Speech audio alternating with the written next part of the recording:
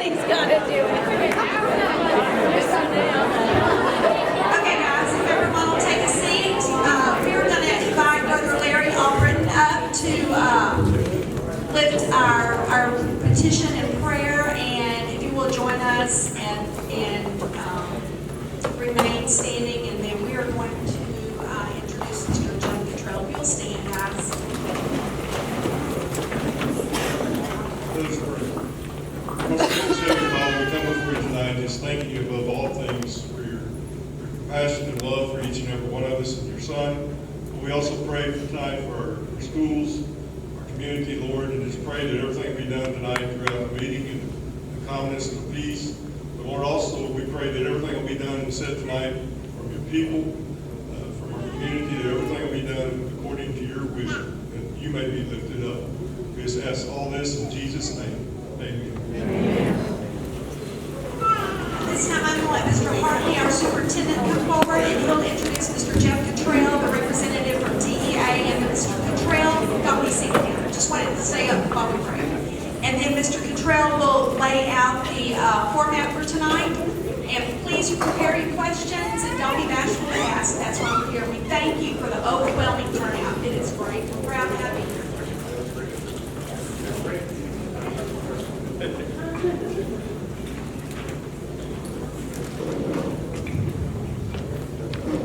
Let's say good evening and thank you. Thank you for coming to join us this evening. And I want you to hear from me and hear from my heart that the purpose of me being here is to kind of walk you through a process that has brought us to where we are today. One that I'm sure strikes a little bit of anxiety for you. What's going on? Why has the commissioner ordered the installation of board of managers? And why is there a potential loss of local control over our school system?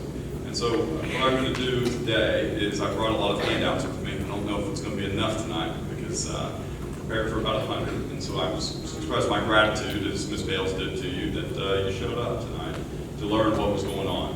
And give you a little bit of background. So I'm a former teacher, assistant principal, and superintendent here in the state of Texas. Joined the agency some years ago and work as the Deputy Commissioner of Governance and Accountability. And so I'm here on behalf of the Commissioner to share with you exactly where we are and what you can expect from us as we go forward. And I assure you that our goal here is to be communicative, share with you where we are, but also be responsive. And so I do invite you tonight, as we have a mic here, that you have thoughts, if you have feelings, if you have questions.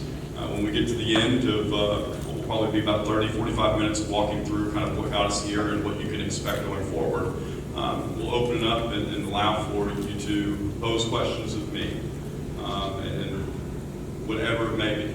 And so with that being said, we are going to be passing out this first set of handouts, and what that's going to do is kind of give you an overview of the last 5 years. An overview of the last 5 years of school performance that the Shepherd Intermediate School and the primary school have achieved, which has brought us to where we are today. That said, I will say that while those are the triggers, that those are the reasons for where we are today, Shepherd Junior High has also fallen into a place of receiving improvement required in F ratings over the last 2 years as well. And hear from me. I'm not here to say that it's so-and-so's fault. I'm not here to say that, we're not going to play the blame. It's truly just an assessment of where we are today for your community, for your kids, your grandkids. I have no doubt that you want better. I have no doubt that you want to have a school system that prepares them for life, whether it be college, career, or the military. And we'll work through this. And we're here to be communicative, responsive, and provide whatever support we can throughout this process. Because this isn't about the state wanting to come in here and be involved in Shepherd. I want you to hear that from me. It's not a pleasant, it's not a desirable situation for us to be in where we have to intervene at this type of level. Shepherd Intermediate and Primary is one of 4 campuses among the 8,000 in the state of Texas. Just think about that. It's one of 4 campuses across the entire state of Texas that has received an improvement required or an F rating for 5 consecutive years. That number alone is staggering, and it is a function of law. The commissioner didn't just pull up the map and say Shepherd ISD is where we want to go. A function of law is what brought us to this place, and that the commissioner is required.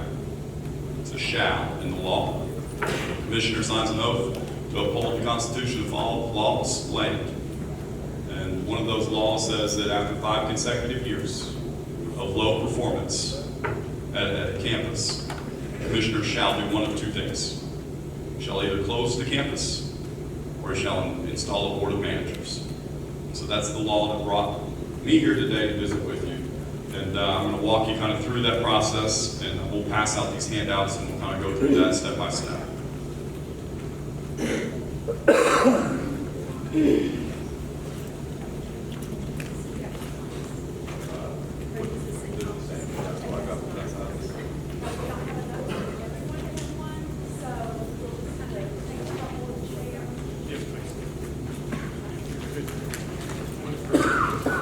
In the event that you do not receive a handout tonight, I've shared a single copy of each one of these with Mr. Hartley. He'll make them available on your website, and/or share them via Facebook or whatever other engagements that they may have that will allow for you to obtain this.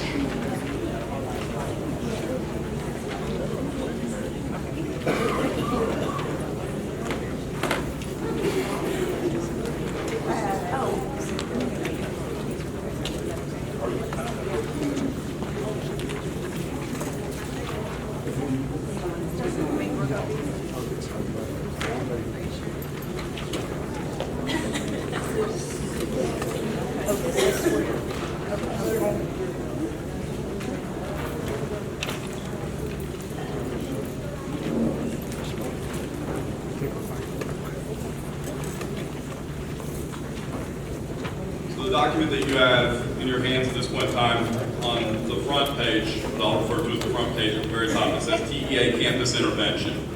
And it has a series of 5 years across there. And so where it says school year 1, that would have been the 2014-15 school year. In 2014-15, Shepherd Intermediate received an improvement required rating. In 2015-16, the next year, it received an improvement required rating for a second time. Year 3, the third vertical orange line signifies in 2016-17 where a third improvement required rating was earned. Fourth rating, vertical line, represents a 2018-19 improvement required rating. And then in 2018-19, the fifth vertical line signifies that Shepherd Primary Intermediate earned an F rating in the new accountability system, which is essentially improvement required became F in the new accountability system for ratings. So what you see is those vertical lines signify what is called due process. That due process is an opportunity for your school system to appeal, to say to the commissioner, we don't believe that the rating that we received is correct. We believe that there's some sort of circumstance that contributed to this that isn't the result of student performance, school performance, and the system performance. And so each one of those years, during that orange phase, the system had the opportunity to appeal those ratings. At different points in time, the system may have, the school district Shepherd, may have appealed that rating. Most recently, in the fifth F year, which would have been for the 2018-19 school year, that rating was assigned in August, just some 3 months ago. The district appealed that rating, and the district's appeal of that rating did not meet the criteria upon which an appeal would be granted, and so the appeal was denied. So the fifth year rating was finalized earlier this month in November. At that point in time, the commissioner on November the 6th issued a letter to Shepherd ISD. He issues a letter having 2 options available to him. either close Shepherd Intermediate, Shepherd Primary, or install a board of managers. Frankly, he probably wishes he had more options than those two. But those are the laws that he is sworn to uphold, and so he has two options available to him. He either closes the campus, which means that students in pre-K, kinder, first, second, third, fourth, and fifth grade here at Shepherd wouldn't have a school to go to. They would end up going to potentially, if it's Colhurst up north, or potentially down to Cleveland, neighboring school districts. It's not an ideal scenario. Me as a parent, I wouldn't want that to be the situation for my own kiddos. And so the commissioner, doing what was most prudent, he ordered the installation of a board of managers. And what that board of managers does is it's a temporary installation of individuals, and we'll talk about that in just a minute, but the installation of temporary local residents, much like yourself. We'll get to that process in a little bit, where I will share a document with you tonight with an application that we will ask for you to submit to us that will allow for us to review your applications, sift through the community to determine who will serve in the roles of a board of managers to help move this district forward. So if you flip that piece of paper over, what you'll find is the process now where we are. In the very middle of the page it says ratings final if appealed. So ratings became final, and we are now in a place where the enforcement letter was issued, and the district yesterday, in orange, requested a formal review. That formal review is a point where the district has the opportunity to come before the commissioner, and I believe that that date is set for mid-December. And so the district will come before the commissioner and share their thoughts, share the circumstances they believe that may alter this decision. But then the commissioner will issue a decision letter shortly thereafter. And so sometime in January, very likely, the commissioner will make a decision either to install a board of managers or initiate campus closure. Again, the commissioner does not have discretion beyond those two options. And so the reason for the choosing of installation of a board of managers is that that would have the least impact on the students here in this community. The next document that I'm going to walk you through is actually the board of managers selection overview. What this does is it will share with you that the agency will go through a process to identify individuals that you may know. And we're going to enlist your support, your help to identify those individuals that may be willing to come forward and serve in the capacity to govern the school district as it goes forward. Because what I will share with you is that's not me. That's not someone else at the agency. Those individuals that will serve in the role of a board of managers will come from your community. These individuals don't have to live in the district, but a majority will be from the district and reside in the district. It's my goal, if we have enough interest, that we would have all of the individuals come from this community. So hear that commitment from me, and that the desire is that the new board that would be installed to serve in the exact same capacity of the Board of Electeds would be one among you, one among your community, that would have the authority to govern the school district for the next couple of years. At a certain point in time, which we'll talk about in just a moment, there'll be a return to local control. There'll be a transition process that will play out that will allow for us to do that in a timely fashion, but a very methodical process that will maintain the stability in the school system. So at this point in time, I'm going to pass out a second document that's going to chevron the selection of a board of manager process for identifying, recruiting, training, and installing a board of managers.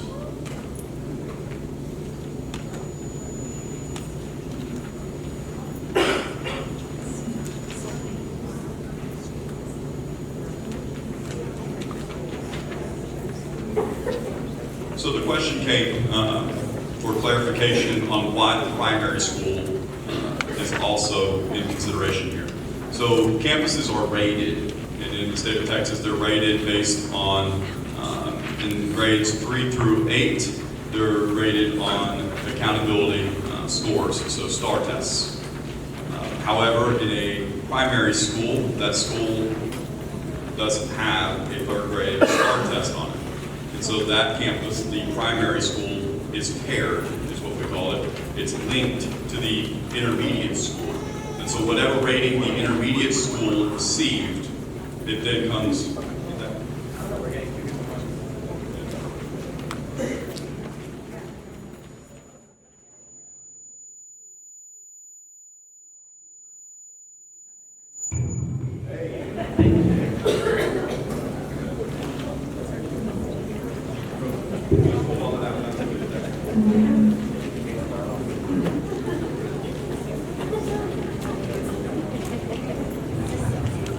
So the document that you should have is this document right here. If you got a different document, it's the next one that we're going to be discussing. But this is the document that you should have received right here. That's going to be the next one, so hang tight on that one. So back to what I was saying about the pairing. If a campus doesn't have a 3rd grade STAR test on it, it's just linked and paired to the campus that's closest to it, and that being the intermediate school. So whatever the rating was at the intermediate school would then be assigned to that of the primary school as well. So that's why the primary school is lumped in here with the intermediate, because it's paired. So the document that you have that we're going to be talking about right now shows the process. And this process lays out that the application and information sharing. I'm here sharing information regarding this process. The application is online, I believe on your website, and been shared via social media in the last week. And it will also be provided to you tonight as a link on the last document that I provide to you. If you look at the very front, we start with the application, then we look at preliminary screening. So during the month of December, we'll go through the applications that we receive for the Board of Managers, and we'll begin to do community reference checks. So this may be visiting with folks in the community about different applicants. This may be visiting with different individuals that may be the county judge. It may be different individuals that have been voted into office by you, the community, that you believe could be city council members. So we would go through a process to work with your community to determine who should be governing this school district on a go-forward basis. We would do a background check. That background check would consist of the agency working to make sure that those individuals are qualified and not placed in a position that they ought not be without the proper vetting. Training. This is dates that I'll share with you. December 13th and 14th, we're going to be working with the district to provide training for the new Board of Managers here at the district. And so on December 13th and 14th, we'll work with those individuals to make sure that they have the proper framework and understanding of roles and responsibilities of how they would operate inside Shepherd ISD as a new governing team to help support and move the district forward. We would then have an interview screening following that training, and the appointment of the Board of Managers would come in the spring. It would be January, February, March, depending on this process. It's my understanding that the school district tonight has authorized new council that may prolong this process, as there may be some litigation that may come about. So there is that element to this that's a little unknown as well. That is the overview of the selection process. What I want you to hear from me, again, I'm going to circle back to what I find to be the most important, is this isn't Jeff Cottrill from Austin coming in here to be your Board of Managers. Now, certainly we will support you, your community, and those individuals identified from your community to help govern the school district going forward. But this isn't a bunch of folks from Austin. This isn't a bunch of folks from Houston. This isn't a bunch of folks from Dallas coming in here to Shepherd. And I share that with you because I understand what it's like to work and live in a community that's very similar to this. Matter of fact, I actually worked in a school system that was very similar to the size of Shepherd ISD. Had 4 campuses in it, in elementary, intermediate, junior high, and high school. So I can relate to you in that respect. I I understand what it's like to live in a community that has that type of a setup and a format in a school system. Served as a campus principal in a school system very similar to this. And later as a superintendent in a smaller school system. So what I will tell you is that this isn't me coming in here to run your school system. We want to make sure that we are able to find a representative from each corner of your community that represents you and is able to govern this district in a way that supports them going forward. The next document that we're going to be passing out, some of you already got, it is this document right here. And what that does is it lays out the process for returning to local control.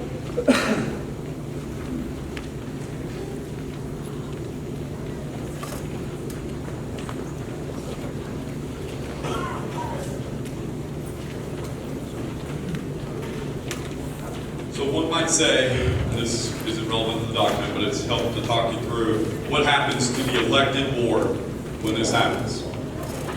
What happens to our elections when this happens? Elections will continue in Shepherd, and the elected trustees will continue to be the individuals that you vote for and are the board of trustees. However, they will not have the authority to govern the district until the commissioner restores that authority. And so the board of managers would be assigned all the powers and duties that are assigned to the elected board as the board of managers to help the district go forward. Then, this document lays out the process. Lays out a process that will allow for the district to return back to the elected control. Very much would be ideal if we go through this board of manager process, we find individuals from the community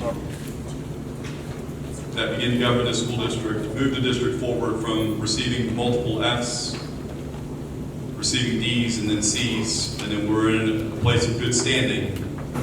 And then the agency can return the district to local control, and then the governing team, our idea would be that those individuals have contributed to create the stability within the school system. And maybe some of them would be interested in maintaining their service and would be running for office as well. It is not a requirement. We stress that it's not a requirement to apply a commitment to actually run in the future. But it would be ideal, given the fact that they would have undergone the training and would be governing the school district into a place of better standing. So the document that you have in front of you shows that the board of managers would be placed. So let's just say spring of 2020. Just hypothetical purposes that everything just moves through a process. And so in spring of 2020, and some couple months away, the commissioner, we go through this process, he appoints board of managers. Now, I was asked, how many board of managers would there be? It could be as few as 3, it could be as many as there are trustees. So in the past, we have gone through this process and we've had 5 boards of managers in school districts the size of Shepherd. And so what I would anticipate is that we would target 5 boards of managers, 5 individuals to step into the place of the trustees over the next couple of years. Those boards of managers would be appointed in spring of 2020. And then after 2 years, so spring of 2022, on the 2-year anniversary, the commissioner is required to do one of a couple things. He's required to notice the school district and say, we are initiating a return to local control because we have moved the district forward and returned it to where it should be. Or he'll say, we are not quite there yet. And so we are going to delay for another year or 2 years. He has the ability to delay for a year. He has the ability to delay for 2 years as this process flow chart lays out. If the commissioner and when the commissioner says it's time to return to local control, when he does that, in that moment, there'll be 2 of the elected trustees that will join the board of managers in what will be a transitional period back to local control.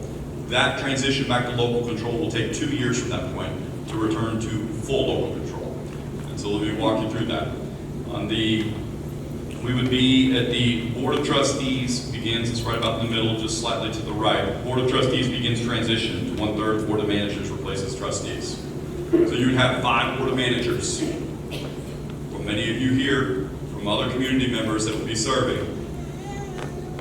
Then the commissioner would appoint 2 of the electeds to join them.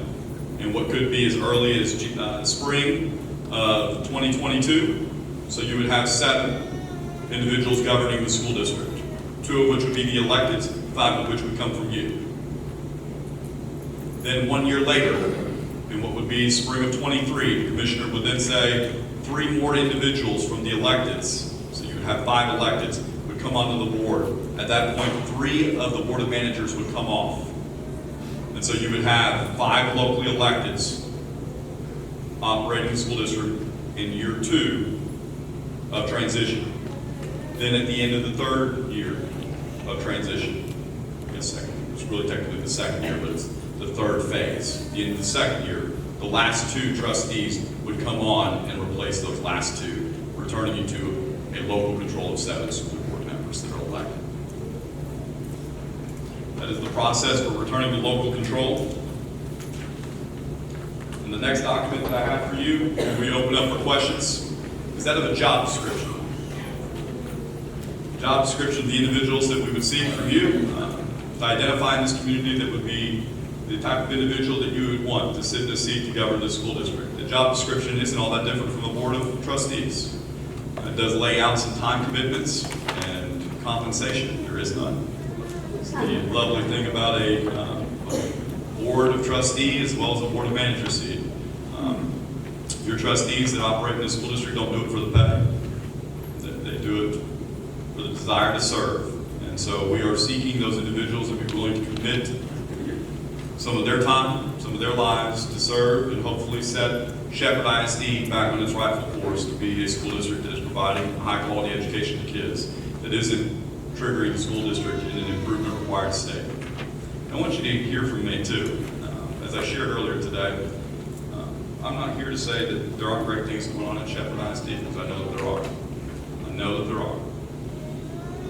I know that you look at your college career military readiness at the high school level, there's a lot of great things going on here. So I want you to hear from me that this isn't some session where I'm coming into your community saying, you guys got it all backwards and you're doing it all wrong. That's not it at all. I'm here as a function of law, really. Unfortunately, the laws require us to come into a system that has 5 consecutive years and to uphold what we're called to uphold as a state agency, and that is to either, after 5 consecutive years, close the campus or install a board of managers. And so we're aware of some good things going on at Shepherd ISD. But I think that the one thing that I will communicate to you, I shared a little bit about myself, and that I was a teacher, elementary teacher actually, elementary principal. And I'm not here to discredit the service or the quality of education in high school at all. But if we don't get the foundation right, in pre-K, kinder, first, second, third, and fourth grade, these students are going to be playing catch up the rest of their lives.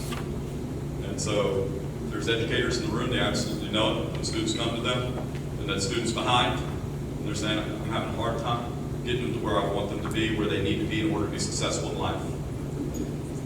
And our goal here, my goal, I hope our collective goal as a community, is to support this school system in creating the structures that allow for your students when they enter pre-K, when they finish pre-K, when they finish kindergarten, when they enter into 3rd grade, they're in a place where they can be successful.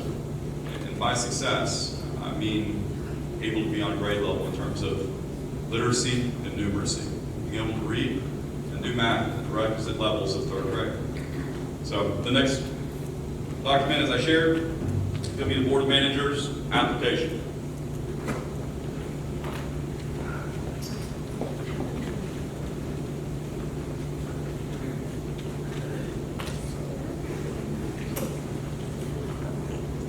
This is a stapled document that essentially has 3 pages, front and back on the first and the 3rd page.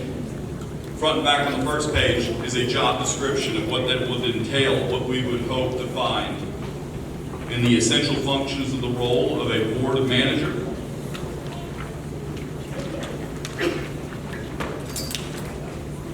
It touches on the fact that a majority of the board of managers must be eligible to voters, so they must be residents. And then the 2nd page of what's been stapled here to the job description, there's a link, which is probably a lot easier to get offline and click on than to go type it back in. But That is the link to the application. The application is not too lengthy. It should be able to be completed in a couple of hours, 1 to 2.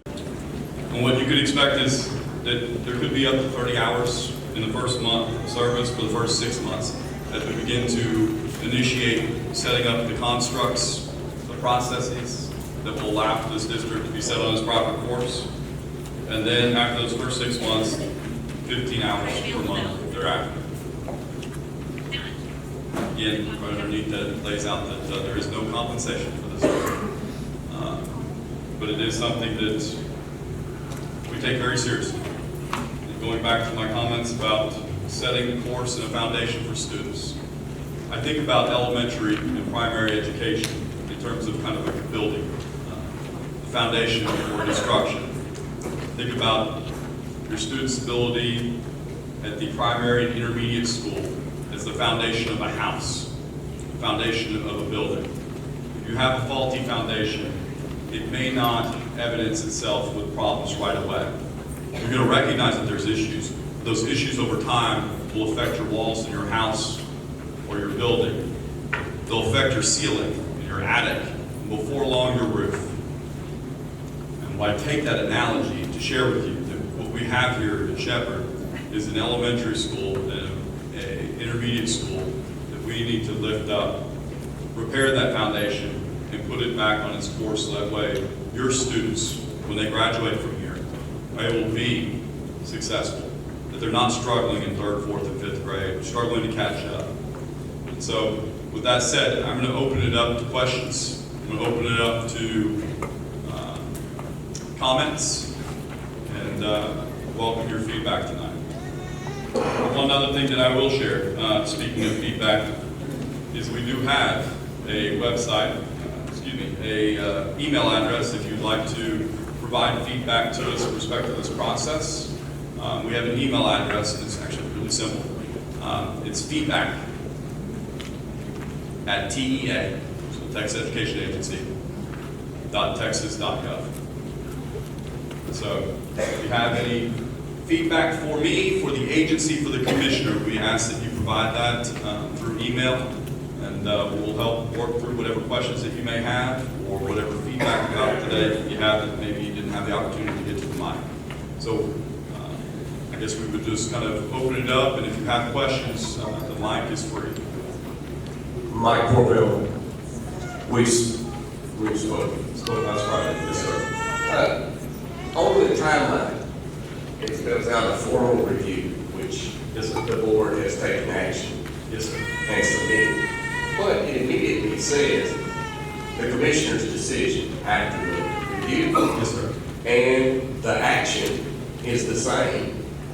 Well, Before the review or after the review, you're saying you're going to take one of these two items, actions, or we can have a review, but the result of the review is the same action.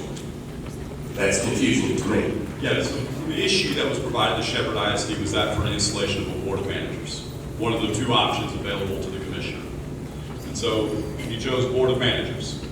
The district, you're correct, filed a request for review, and so we received that yesterday. And so that process will play out in December. And at that point in time, the board will come visit with the commissioner and say, this is the information that we would like for you to know before you make a final decision. And so the final decision that the commissioner has to make, Mr. Corbell, is one of two things by law. He is required to either close the campus or he is required to install a board of managers. And that's why it's laid out like that. Why are we wasting our time on the review? So that is a decision that not all school districts request reviews. That was a decision that the school district made. It seems that the board decided to request a review and potentially alter the commissioner's decision requesting campus closure potentially. That's it. That's the whole point of the review. Where the commissioner's not recommending a closure of the campus. That's right. It's appointing a board. That's correct. So what are we reviewing? So the board has the ability to request a review, and in so, requesting that review coming from the commissioner saying, this is the information we would like for you to have, and as a result of this information we would like for you to have, We would not like for you to install a board of managers, but instead we would like for you to close the campus potentially. No? Because, help me understand what the request for review is, because the commissioner has two options, and those are the two options that are available to him. It was my understanding that he could basically rescind his decision back because we could bring up issues in his decision that basically his decision was flawed. Among other things, besides just being flawed, but he could rescind his decision. That's the whole point of a review. And I want to point out, so everybody's aware, we're requesting a review, but the people making the decision on the review are the same people that made the decision in the first place. So what we're doing basically is asking the umpire to change his call. And how often does that happen? That's what we're looking at here.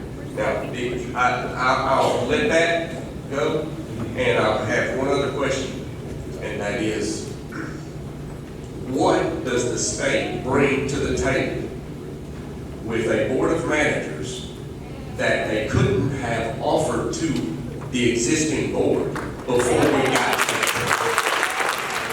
I'll respond to that and just share that Texas is a great state. We have local control. And the state does its darndest to stay out of local business and local decision making. And so it's not our desire to come in to shepherd at year one to tell you what you have to do.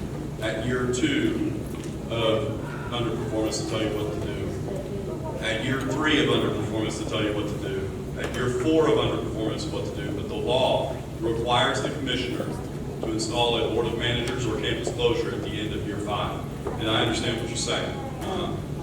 What the state is able to do and provide at this point in time is support and direction to the board of managers. This question, I'm a little concerned that today we were notified by TEA. I'm assuming we were notified by Commissioner Morath or someone in his office that we would have our review on December the 18th. Yes, ma'am. And then tonight you stand here and tell us that on December the 13th and 14th you will be training. What is the point? I mean, are we just jumping through hoops and you've already made up your mind? No, not at all. So It sounds like it. Let me recalibrate my thought. If the 18th of December is on a Wednesday, I do believe, yes, it is. and then you are going to train the board of managers that you have selected on the 13th and 14th, what's the point of us going to see the commissioner in Austin? What's the point of that? No, because let me share with Ms. Bales, there is no final decision, even when we're training. We're going through this process, trying to identify folks in this community that be willing to serve in that process. Now, if we go before the commissioner on the 18th, and this has happened, and then we've trained board members, we've vetted board managers, and then the commissioner has a review, and then he adjusts course and makes a different decision, then the commissioner would say, we're not going forward with the board of managers. It is completely plausible, and there is an example that exists of the commissioner actually changing course as a result of a formal review. And so what I will share with you is that this is not a formality, that it is absolutely a process that allows for the district to come before the commissioner, share their thoughts. But if you think about the timeline, what we have to do is move forward in a way that we are recruiting and training folks in the community. And quite frankly, if you look at the community and we provide additional trainings and supports to the community is only going to be that much better. Mr. Cottrill, I'm not going to stand here and argue with you. We got the letter from TEA that said the board is the reason that our kiddos are failing in Shepherd ISD, and because the board has failed in their responsibilities to educate kids, and we've done such a poor job. By the way, your letter was very, it had a little bite to it. That's a good word. It was rude, but that's okay. We try to maintain a little more dignity here than that. But because you have said that we failed, now you're going to replace us with someone else that has no experience at all, and you're going to train them. Was there something you could have done to help this board here? Yes, the board has many resources available to them that at any point in time they could have enlisted the services of the Educational Service Center. As we did. As we did. As we did. We followed everything that you instructed us to do. We hired outside tutors, we contracted with specialists, we tried everything. So at the end of tonight, I hope you're able to stand here and explain to this community what TEA is going to do that is going to change the course, because we all want our kiddos to be successful, and we all want Shepherd ISD to be successful.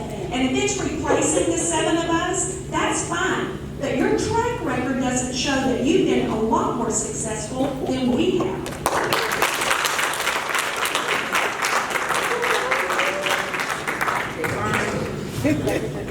Yes, so I heard you say that you don't bring anybody in that, they were required to step up and get the help that they needed. Well, when I made it help in school, my mama got my butt, and she made me step up and get what was right. So I'm not understanding that.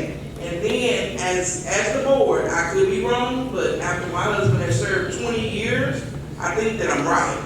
The board only does the finances, the budget, and the hiring of the superintendent. So how does that qualify them to be responsible for the academics that are going on? Now, we've had kids that have excelled highly, but you also got to look at the generation gap that we have right now. So where my mama would tear a switch off a tree, we got some parents that are not doing that, okay? So that makes a difference. And you can't expect the school to put the values into the children that the parents should instill in them in the first place. And I've worked in the district for 21 and a half years. I've seen kids that have excelled highly. I have a nephew that's fixing to graduate with his master's from Sam Houston that's fixing to try out for the NFL. So I know we have kids that are able, capable. We have teachers that are able and capable. But now you want to come in and you want to destroy. Do you really think this is going to be good for the community? I don't think so. It's going to make it worse. You're going to have people bitter. You're going to have people not wanting to talk to each other, people not wanting to communicate. When this community comes together for people in need, for what people want, we've always come together as one to help each other out, because we are a small community, we love each other, and we look out for each other. And so for my husband to give 20 years of his life, not because he had to, but because he wanted to. Because he wanted what was right for this district. He wanted what was right for the children. He wanted what was right for the teachers. He wanted what was right for everybody. I've been through 14 principals in my 21 and a half years. Whose fault is that? I don't know. But the principal that I have now is doing everything in his power. And you're not putting in the work with him. So I'm just not understanding. And you won't have to come with me. You have to bring it to me and make me understand it. Because right now, you have lost me and probably everybody in this room. So you got some explaining. Budget, policy, and tax rate aren't the only things that a school district is supposed to do, school board and the school system. A school district exists to improve the student outcomes. And one of the duties explicitly required by statute for a board to do is to improve the student outcomes in a school system, to monitor the progress of that school system. And so it is not just simply a tax rate and a budget, but there are more to it. School systems exist so that your kids in this community are educated. So that would be my first statement. My second one is, at no point in time did I tell you that we're not willing to work with you. We are here to work with you. I recognize that these circumstances put a little angst and anxiety in the sentiments of the administration, but that is not something that I want you to walk away with, that I'm not here with a commitment to work with your community and commitment to work with your school system to make sure that we move it forward. But we just had an election. We had 3 positions open. Guess what? Nobody signed up. So we didn't even have an election to begin with. So what makes you think that anybody is going to want to do that? I will interject with that because it is not made public for members or for the community to run for those positions. Ma'am, if you want to use the mic. No, it's okay. I'm disagreeing with her statement. I got to tell you, that's some internal reflection, right? nobody's running for the board, we're saying that where we are is good enough? I don't know. I mean, that's... They're saying that these 7 people are doing what they need to do, what they're trying to do. They're not perfect, because none of us are. But those 7 people go there, and they pray, and they go into a session, and they try to figure out what's the right thing to do. Not saying that they're smart, not saying that they're dumb, but they're trying to do what's best for Shepherd ISD.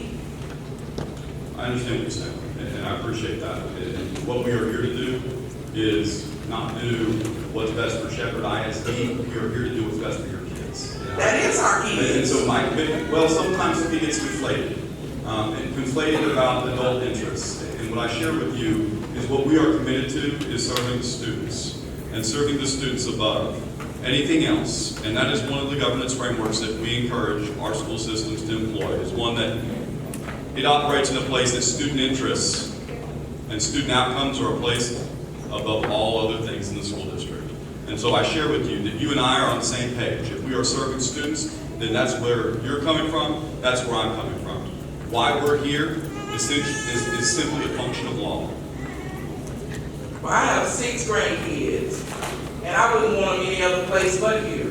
And I feel like that they're getting what they need. It's not the teaching. Guess what? Our kids don't even know half the stuff that comes on that STAR test. When it comes time to take the test, they're not prepared because our teachers are so overwhelmed with trying to teach them this part. Well, then here comes the test pop up, and you never got to the middle part, or you never got to the end part. So how is that test going to help?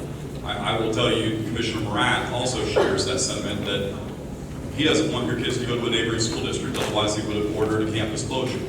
And so, as a function of law, he has 2 choices, campus closure or installation of board of managers. And so, what you share with me is that these kiddos, your kiddos, whoever's kiddos here in this community, aren't quite being at the successful rate that we would like to see them on this assessment.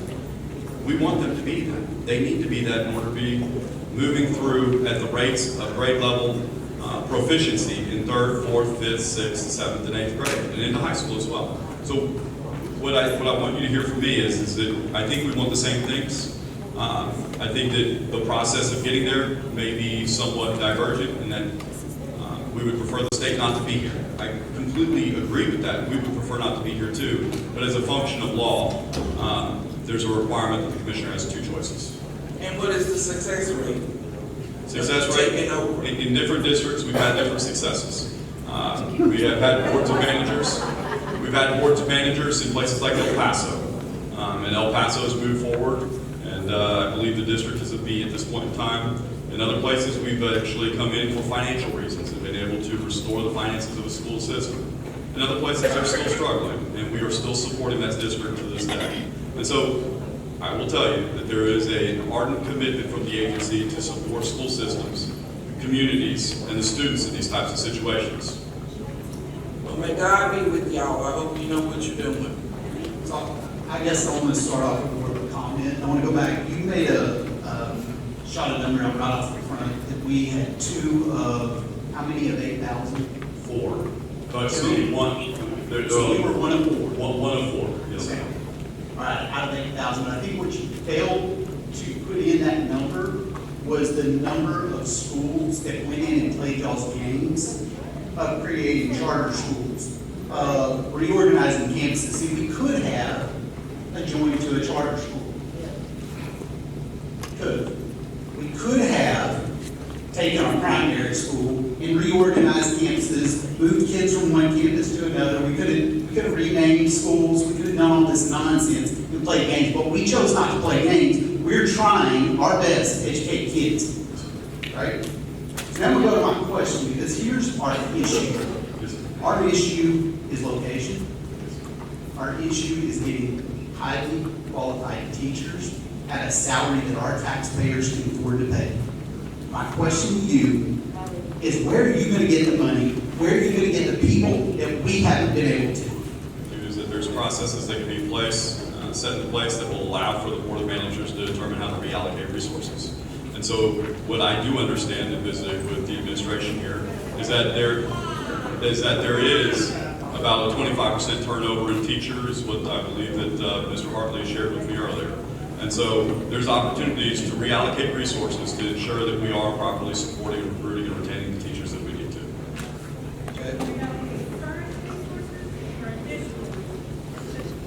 Reallocation. So the agency would not come in and provide additional monies to the school district. The board of managers, although, I mean, we can step back and look at years, I think 2, 3, and 4 during the course of low performance, the agency has provided dollars to the district to enlist additional improvement processes. And so there has been money that's been provided to the school district over the past years. We money. That's what y'all need to be clear on. So when you guys come in, you've already put is it a conservator? So it would be, so. At $85 an hour, plus a per diem rate by the state of Texas. That we're paying. Right. We have a superintendent that y'all have yet to make a decision on.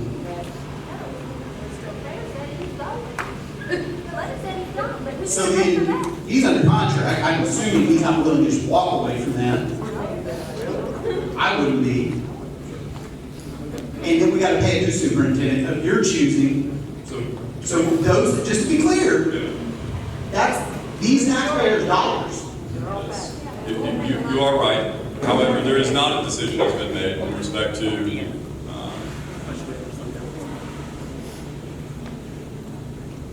Go ahead. there's not a decision that's been made in respect to the superintendent and the appointment of that superintendent.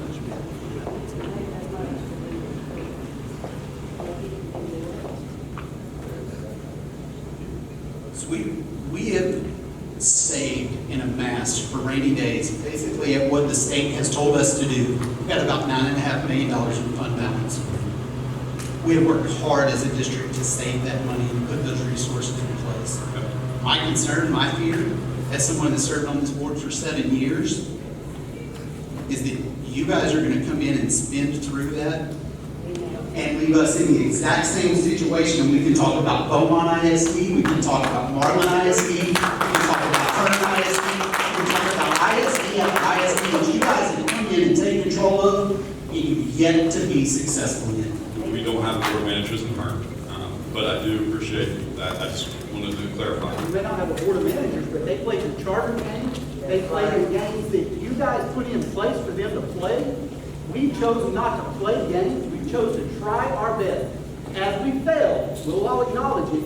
We've chosen to not play the games. Fair enough. My name is Kristen Harrod. I'm a parent in the community with 3 young children, all at the intermediate and the primary. My question is, the board of elected, they are all community members. Those that make up the board of managers would be community members. Everyone here would be either, at that point, a board member or a board of management. What is the difference in the two in a state's eyes? When they are appointed, they assume all the roles and responsibilities of that of the Board of Trustees. The Board of Trustees then essentially are set aside. They are still community members and they still hold office, but they do not have the governing authority. But So what is the difference? what is the difference? There is no difference. So why would you not continue guiding and governing our current board, instead instilling our own community members, like Sheila said, that's going to pin people against one another. Because you're now saying, I'm taking your position because I don't think you did a good enough job. And so then you're pinning community members, parents amongst one another. And in my knowledge, the board, our current board, has done things that the state has told them to do. These are guidelines that we need you to follow in order to be successful. Those are the same guidelines that you're going to give our board of managers.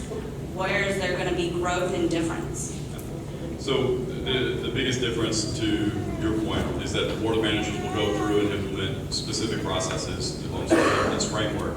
They would spend their time monitoring and improving student outcomes from a month-to-month basis.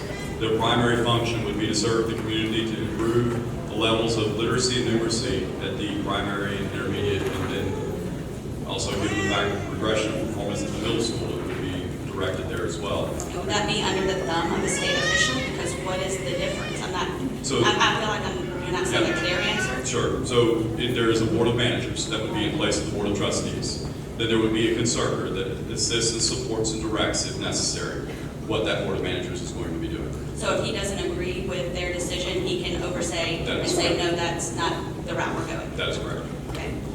So then if you go through the route of, say you, God forbid, close our district, how would you transport all of those students to outside districts that are all closed around us? They're not open to districts of our capacity, they're all closed. How would you transport those students? Yeah, so that's the whole case in point why the commissioner has not ordered a campus closure. The desire is to, But it's still on your, well, because it's a function of law, right? Those are the only two options that are available to him. is it used as a scare tactic to the board to not fight against? Not at all. I just share with you that it is a function of law. I mean, it is laid out in statute, and that those are the only two options available to the commission.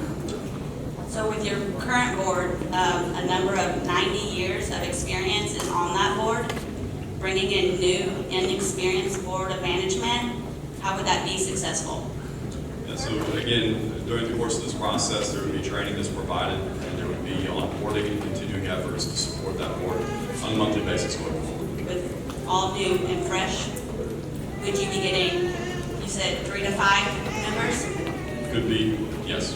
Okay, so would you just go from parents to elected officials, or would you stay with elected officials only? What is the normal range of what your board of managers looks like? Business people, community members, could be individuals that come from all walks and corners of life in this community. And so if you have your current board of managers, and 2 years down the road, there's no change, 3 years down the road, 5 years down the road, as is year IR 5, then what do you do? Yeah, What so- is the answer to the board of managers? The board of managers will continue to implement the improvement practices and the policies that are sent to them. We would see improvement at the elementary and the primary, and ultimately we would have the ability to transition back to local control. And if God forbid that you do not see change, what do you do after? We will continue to provide the services and supports until we get there. And through the funds of our district? So to be clear, the funds that support your district currently would be the same funds that would support the district. But you are adding very expensive employees that we can already, we have classroom numbers for a reason, because we can't add those number of teachers, they cost salary dollars and things of that nature, but we're gonna add people who make 6 digits, we're gonna add 2 or 3 of those into our district. Where does that come from? But yeah, I don't know that we would necessarily do that. That If would you be, have to pay You're adding at our least one. superintendent, if you have to pay for a new superintendent, if you have to pay for the conservator, that's just 300,000 if I said 100,000. so that would, how do you say, we are not going to jump to the conclusion that we're paying out the superintendent. And that if we're paying $85 an hour to a conservator, saying that that's a $100,000 conservator. For how long is that contract? Let me explain. It's an hourly rate at $85 an hour. That individual isn't here every single day for every single hour of every day. I want that to be clear. Never in my oversight of the agency have we ever had a conservator that was able to accrue a salary of about $8,500 a month. It just has not been the case. And so for some of the misinformation regarding $300,000 worth of salaries are added to the roles of the Now,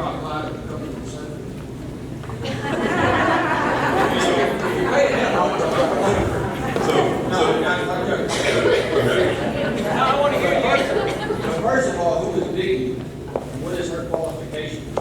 So she's the one that y'all appointed. All right, I'm sorry. Who is Biggie Mims? Is that her name? Yes. And what is her qualifications? Yes, so Vicki Mims is a successful superintendent in the state of Texas, and retired just about a year ago. And so she has been a teacher, a campus administrator, and a superintendent who will be providing the oversight and support to the board. Okay. Now, 3 years ago, y'all made our board of trustees hire people, 13 people to be exact. If I'm not mistaken, Ms. Bells? I think it's 13. 13. And when we had to have our personnel plan, so we had to hire, Mr. Hartley, you know how many off the top of your head? It's probably like Yes, I went through the positions. We hired many positions, but because of the turnaround plan, actually, 9 were identified, 7 were hired, and then 2 already in the positions. That cost was around $235,000. So, Jason, in answer to your question, Mr. Katz spent $235,000 that year in paying new employees. And as far as I know, they're still in place, so that's $235,000 every year, and that was the regular PA.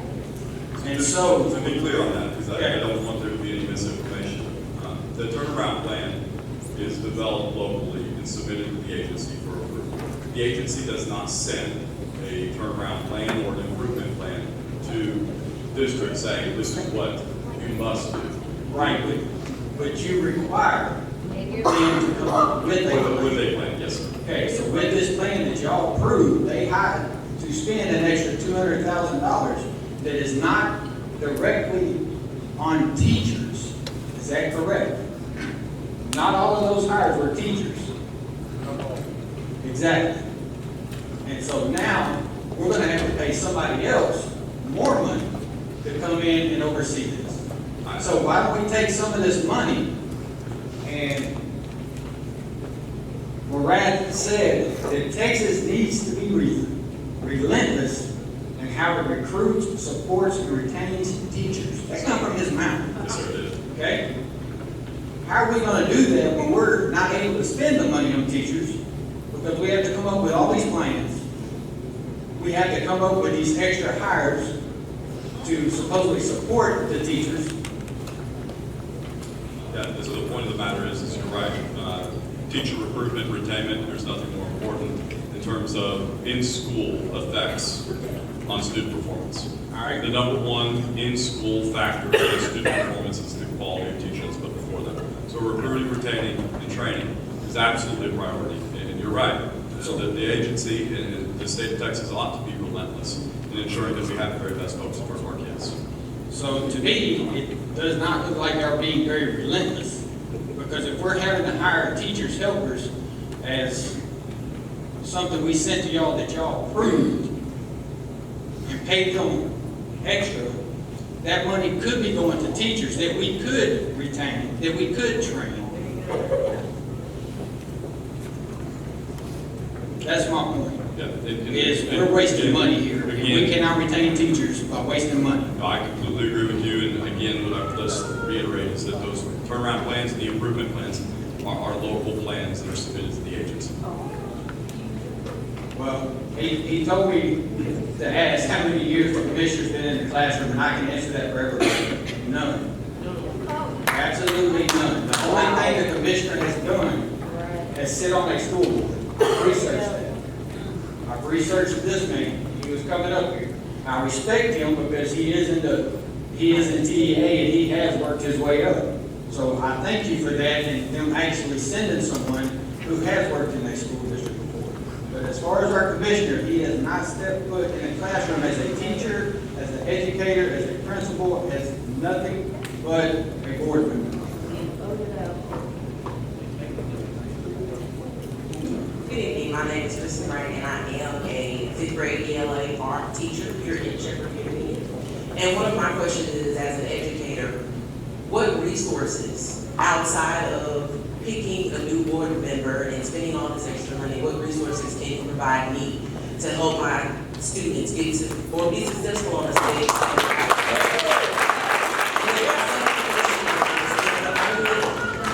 If the only qualifications for a board member is to be a citizen of this county or this city or whatever, and to not have any convictions or anything like that, what is to stop any of the current board members who has not already gone through this federal background check process, what is to stop them from agreeing or actually applying to be on the board again? The board of managers, or the current board of electeds could apply for a board of managers seat. Okay, and how would that look like? So with them already being on the board, so would they actually be taken seriously and actually be considered for these spots?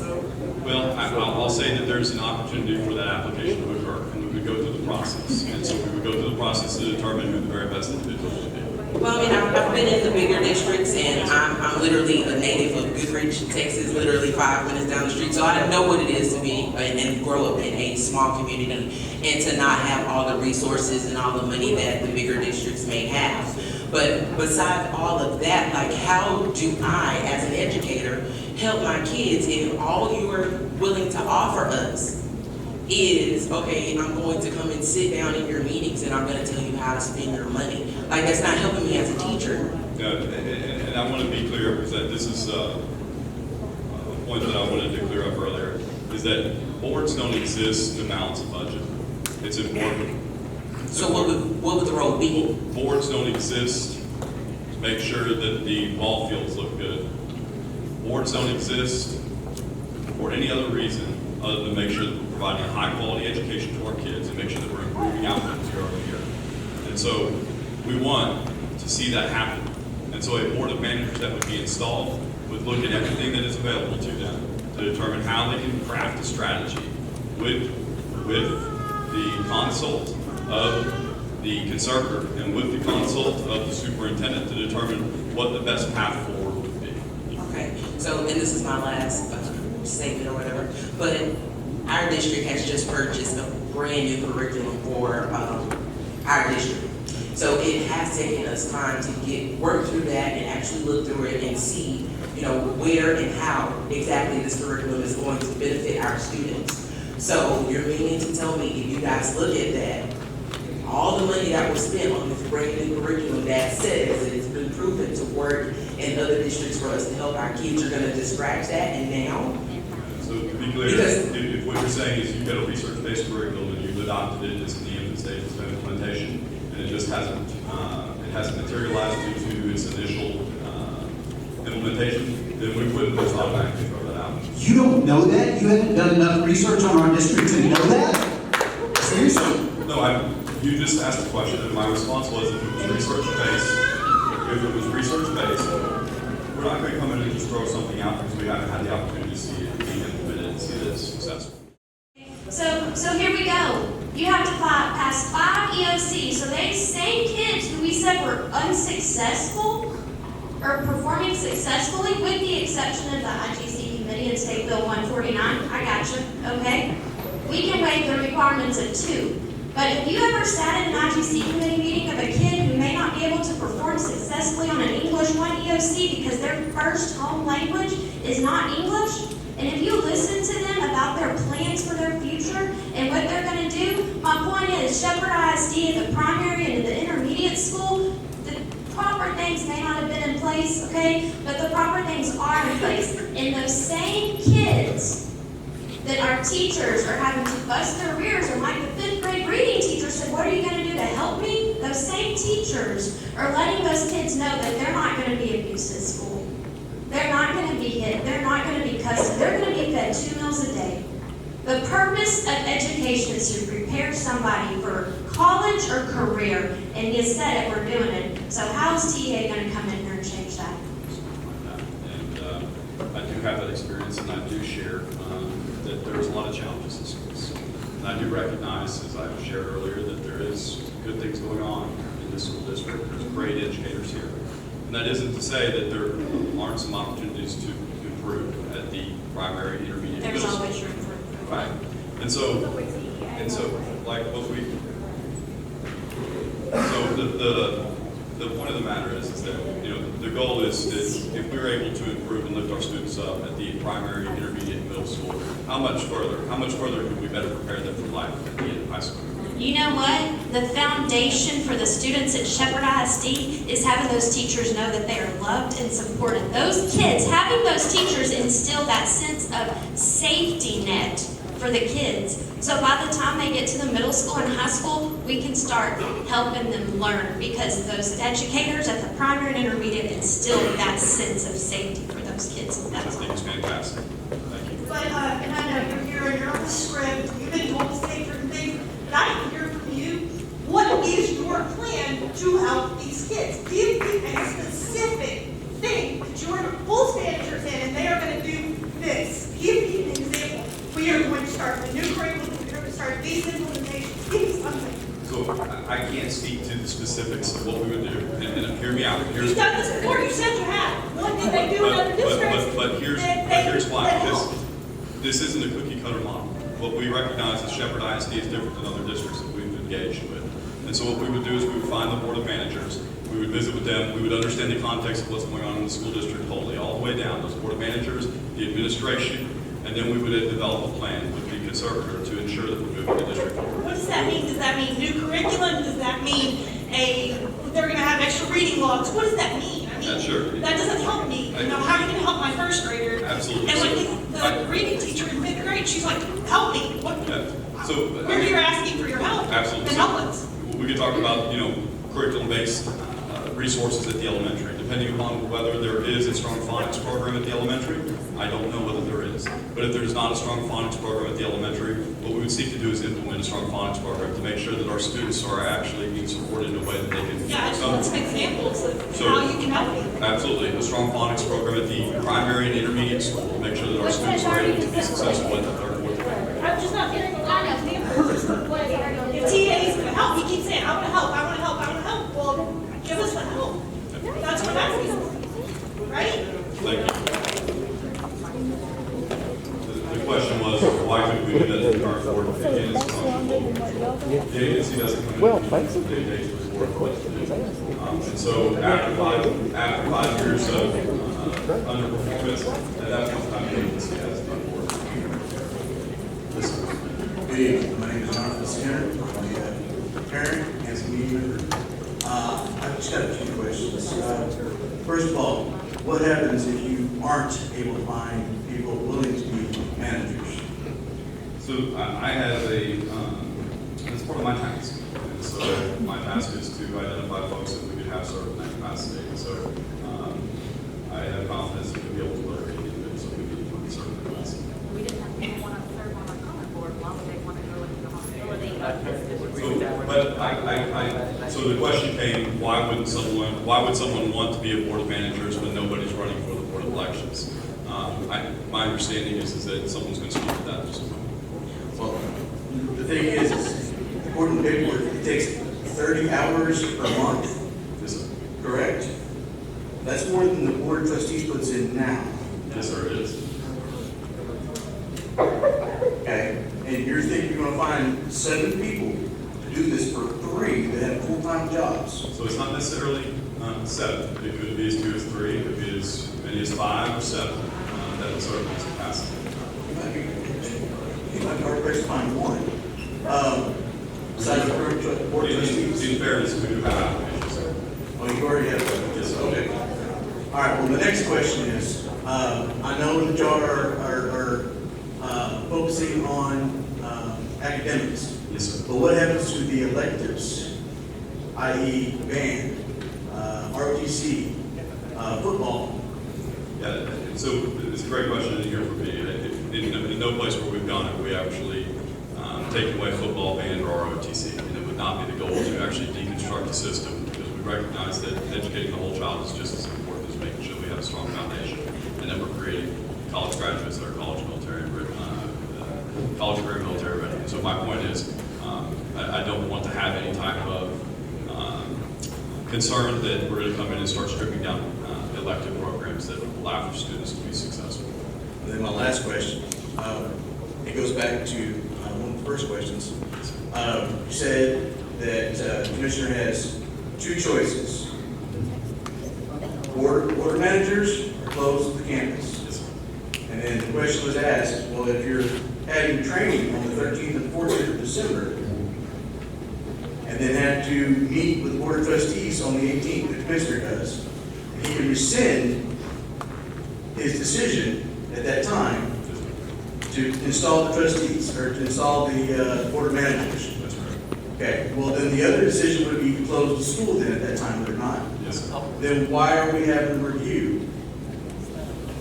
That review that they're putting in right now, why are they reviewing it? The board asked it, but I think the board got over there and asked for a review, not knowing that it was either close it or put the managers in. So the board has legal counsel, and the board board's legal counsel apparently, I'm assuming, recommended that they request a formal review. It was the only way we could keep playing the game. Hi, my name is April Bullock. I'm a parent and also a member of the local parent teacher organization, which was the Lake Board. Just one question to start. You mentioned, you stated multiple times that the law states, R1, R2, R3, R4, R5, right? You come in after R5. But you've chosen to come in at year 5 for us, but not for other school districts. So what makes us different? When we have come in earlier in other school districts, it's typically the result of an investigation that resulted in the requirement of a conservator to be assigned at that point in time. It may be because a school district refused to initiate a campus improvement plan or a turnaround plan. Those are the times in which we have appointed a conservator prior to year 5. What about the ones after year 5? What do you mean? Houston ISD, year 7. Houston ISD, the first campus that went IR5 was this year. And so that campus was assigned a conservator because there were some issues with the turnaround. So is I guess all the media around 7 years or 5 years, whatever it might be, is just false? Well, okay, so as a result of the 84th legislature in 2015, this is the law that was passed. And so it started counting. It started counting in what was 2014-15. And so that was the first year that it started counting within this law. But yes, to be frank, there are more than just 5 years of performance, but this law only goes back to 2014-15. So question, if it goes back to 2014 or 15? We have one more year. Specific on what year it goes back to? Yeah, it goes back to 14-15. School year. Math doesn't add up. Okay, Not math. so if it goes back to 15, right, we're not at 5 years. Yes, ma'am. IR1, 14-15. IR2, 15-16. IR3, 16-17. IR4, 17-18. IR5, 18-19. But the law went into effect. But the law went into effect 14-15. So it's going to go retroactive to that year? The law went into effect in what was the 84th legislature in 2015. So 14-15 is the same. It went It went into, we're kind of going, the point is, we're kind of going retroactive with this law. We already had 1 year of IR. And that, before you passed this law, or before the legislature passed this law, and you're applying it to us. So what you're doing is you're saying, hey, you get 5 years, but we're going to count the year before we pass this law too, which seems unfair. You should have the consequences in place. These consequences weren't in place the first year we went IR. So to make sure that everybody heard, Mr. Corbell shares that he believes that the law is retroactive and that the law that was passed in what would have been spring 2015, which was applied to the 14-15 school year, where that rating was assigned in what would have been the fall of 15. So yes. Months later, after the legislature had convened, that assignment and that rating was assigned. And so what I'll share with you is it's a function of law. Like the law simply states that it begins counting at that point in time. And so I understand what you're saying, but again, the commissioner has to uphold the laws that are passed, and so he's sworn to do that. But the commissioner could. But you just stated that it's a bad law. There was previous legislation that basically did put a bill into the IR5, right? So this law did not exist prior to what was 2015. And so if there was lower performance in other school districts in 2011 and 12, 12, 13, 14, those years of underperformance weren't considered within the constructs of this law. It's all about accountability, right? I mean, basically, the board, appointing new board managers. What is the requirements? Where's that bar that said? Like, what do they have to meet now? Board manager? Yeah. What does the new board of managers or the school or the testing results? what do they have to meet, the criteria, to keep that same board of managers in place? So what we would do is the board of managers and the conservator would establish a game plan. They would establish the thresholds, but I will tell you what we would like to see, what would be something that would be a requirement, is that we would get the campuses to us. So is there a plan in place to, if they are not performing, you're going to remove those board managers? Because what's different than the school board we have right now? Yeah, it is absolutely true. That could happen if there was concerns regarding board managers, not getting to the improvement places. So that is something that is available to the commission. The commission has the ability to appoint and remove members of the board of managers. And then I have another question. So, well, one, are you going to be our TA rep throughout this process? I can't say that I will be here all the time. There may be other individuals, but I will avail myself and I'll be here as necessary. So there's an article that came out recently about the mid-year resignation of teachers. We're at Texas is at a all-high for the past 5 years. Does the state have any plans to help rectify that? I mean, because that's, speaking as a parent, that's one of the biggest issues here, or has been in the previous years. Parents leaving and substitute teachers being my kid's teacher for the majority of the year. And how do I blame, or like, how do you expect the test results to be good when I have a substitute teacher teaching my kid? It does present some problems if you have a lot of turnover and lack of stability in your classrooms. There's undoubtedly true. The agency, one of the four strategic priorities that the agency has is that of recruiting, training, and supporting high-quality teachers and principals. And so that same priority that we have at the agency would become a priority here at Shepherd, as I've heard loud and clear that is one of the contributing factors of our success. When you say priority, what does that mean? Or is the state going to allocate funds? So the state is already built up and is reaching out to teacher prep programs. Also providing, as a result of House Bill 3, additional trainings for what are kinder through third grade teachers for becoming, receiving a certification on science of teaching reading. And so there's many things that are currently underway. They haven't quite materialized as a result of this most recent legislation. But we do believe that the legislation and then the following actions that we have will be able to support our teachers in a much better fashion. And what's your opinion about a lot of these teachers leave because they do not believe in the state mandated testing? They choose not to be a teacher anymore. And I think that that's something that we need to take a look at in terms of, the teachers that we are losing. What are the reasons that we're losing them? And so that is something that we would look to better understand here in Shepherd why we're losing teachers.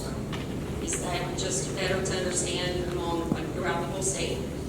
Yeah, so different systems are afflicted in different ways, but I think that in many ways, in different communities, there may be pay that's a factor. My understanding in a visit earlier today that doesn't seem to be the case, or at least it's not been what's communicated on the exit surveys here in Shepherd. That said, there's a myriad of reasons that could be the case, but we'd certainly be running a root cause analysis to determine what those reasons are. I'd be able to say that teachers don't teach for pay. There's other root causes for them leaving. Yep. Thank you. I'm Chelsea Johnson. I'm a parent and also a member of the new pirate parent organization. First of all, bless you, because I know you're doing a hard job, and it is your job. But my first question is, why, or do you know why, they don't have a system set up to where you can come in and interview the current school board members and see if they are actually in a position to where you think that they should be and being successful? So that is a part of the process where they can submit a board application to the board of managers. However, again, and I know this is somewhat redundant, but it is a functional law that doesn't permit us to have an alternative option. The legislation passes law, and the law is that the commissioner has two choices. And so those two choices, as much as we can, we work within the process of installing the board of managers, which would accommodate the opportunity to do this with board of trustees as potential places on the board. Seems like a waste of time. Okay. And And then my next thing is your whole speech about the children and trying to make them successful is about foundation. And I know probably most people don't think that their foundation is school. It comes from home. So because their foundation is not good at home, you're kind of, I don't know, going against the teachers in the school. It's not their job. And I know that it's not your decision, and because it's the law. However, your idea or definition of success is these kids going out and being successful adults, and that's based on a standardized test? I mean, that's not my definition of a successful adult. But it is there's a bar that we as a society, we as Texans must have, and the STAR test is simply that. It's a low bar, and it's a bar that we want our students to be able to perform at grade level. And certainly we hope, and it's true here at Shepherd, that when students graduate, it's not just the assessments, but there's many other factors. Being college ready through the Texas Success instrument and the assessment, TSIA, whether it be taking dual credit classes in high school, whether it be contributing in the community service. There's many different ways that we would factor in success, but certainly, being able to perform on grade level would be something we would hope that our students do when they graduate high school. So do you all have a plan of something that you can send home for the parents to be involved, to kind of help the teachers out? Yeah, so to your point, when you talk about the foundation, because of home, absolutely. But we recognize that when students come to school, sometimes there's gaps before they even start. So there would be a comprehensive approach to analyze where our students are entering into the school here at Shepherd to determine how we can best support our parents and support this community and our kids before school, before they even come. And my next and last thing, you talked about if the school got shut down, this is eventual, if everything that you have planned doesn't work, and the kids were shipped out to different districts, how do you think that's going to affect the other districts? And first of all, some of the parents can't even get their kids to school here, but they're going to other areas. That's going to break that foundation. It's already flawed as it is, but then the other districts are affected, so it's a domino effect. Yeah, so to be clear, we're not talking about sending the students to other districts. The only way that would have happened is... So where would they go if they didn't have a school here? But see, that's the point, is that the commissioner opted not to close the campus. So really, it's not an option. Really, I mean, because if he closes it, it messes everybody up, right? I wouldn't say it messes everybody up, but it certainly serves a disservice to many of the parents and community members. And it makes sense. Yeah. Looked at the foundation of the majority of our students and put that into consideration when scoring our test ratings. A lot of the students' foundation is broken before they get there. I think that's what missed on this rating. Their kids, all they can get at the school, but your foundation is set at home. Like they keep reiterating, why is there no something embedded that rating first? Does the state look at that? Have they been out in the community and seen where these children live, where they come from? So the question came in that does the state take into account where students enter school and where they are in school preparation in terms of ratings? The short answer of that is no. That the state has set a threshold where we want all students in third grade, where we want all students in eighth grade, all the way to eighth grade, and then where we want students at the end of high school. Just because a student has a lack of foundation coming into school doesn't mean that we should have different expectations. Has that bar remained constant over the 5 years? It has. We are at about, I think, year 3 of this, and so that bar is. That testing standard has not changed in the past 5 years. No, so I think that to be clear, what you're getting at is the commissioner's commitment to have an accountability system that was stable and possible. And so to be clear about what that means is the possibilities that every campus in the state of Texas could earn an A. There's not a norm reference, there's not a percentage of campuses that must be A and a percentage of campuses that must be an F. But instead, those thresholds are set, and it allows for every campus, if they hit these certain thresholds, to be an A. And then, to your point, was the stability. The commissioner made a commitment that the accountability system, where it has cut points or approaches, meets and masters on the assessments, that that those will be stable and unchanging, and those cut points have maintained at the same level for the last 4 years. What was the We are not at the couple fifth of year. years? But for But we have not been at the 5th year of the that's what I'm saying, accountability the first system. 3 years, we were trying to catch up to a moving target. What was the passing standard 4 years ago to today on a state standardized test? What was the passing standard? Different tests have different standards. Okay, let's pick So it's a one total test. different What test do you know about? What was the passing standard? They vary. It has raised. That's his point. The passing standard has raised. And it changes from Over the last few years, administration. yeah. Yes, thank you. And it changes from administration to administration. Because last year, the 5th grade math star test, first admin, kids had to make a 50 to pass. Second administration comes around and now all of a sudden they only have 47 to pass. We have 11 students in 5th grade math who missed it by one question, because y'all moved on.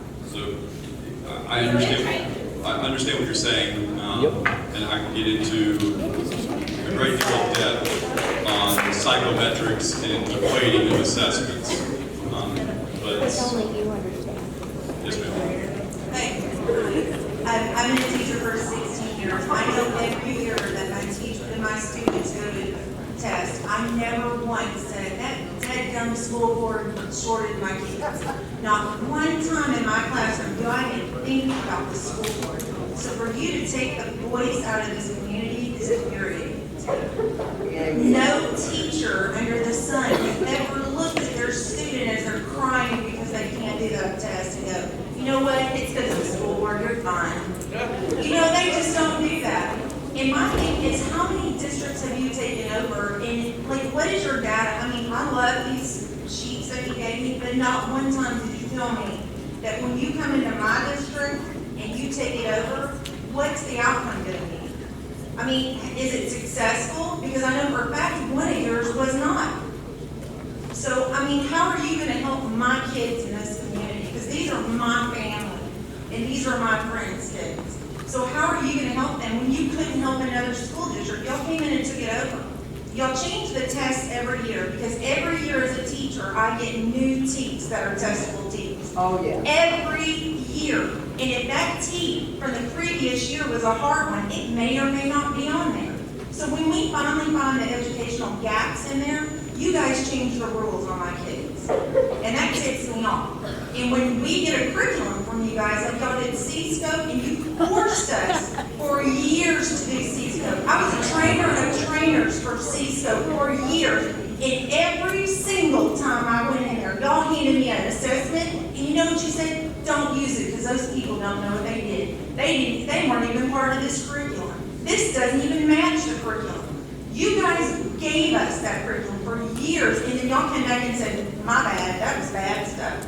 We're not going to use that anymore. Nobody use it. Everybody take it out of your district, even though you forced the district to spend millions of dollars on it. A couple of things. I just want to be clear that the agency didn't develop C-Scope. Well, y'all had us held accountable to use it. The agency, and I got to share with you, I've been a teacher in the state, and the principal in the state, the superintendent in the state, and it was not a requirement. It's not a requirement from the state. It's not where I taught.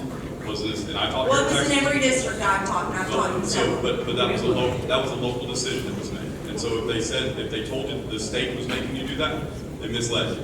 Okay, well, I went on some of y'all's websites and pulled it up. Okay, so it was never on the TEA website, it may have been on ESC websites. There may have been references to C-Scope, but it was never a requirement for schools to But actually. do you approve curriculum? The second is that I understand. The second is I gotta share with you, the state doesn't actually, TEA, the Texas Education Agency, doesn't change your standards year to year. Standards are adopted by the State Board of Education. And so the agency simply moves that forward and communicates that to the school districts on what they are. Now, I understand what you're saying, that when the teams do change, that it does present issues and trying to keep up to date on what those teams are. Certainly understand that, but I just wanted to make that point there. We're still held accountable for it. I mean, it still is based on your testing. You guys are data driven. I mean, what's happened with the schools that you've taken over? I mean, what is the demographics on that? Do they match ours? And I think that to your question, it goes back to the questions about what is the specific plan.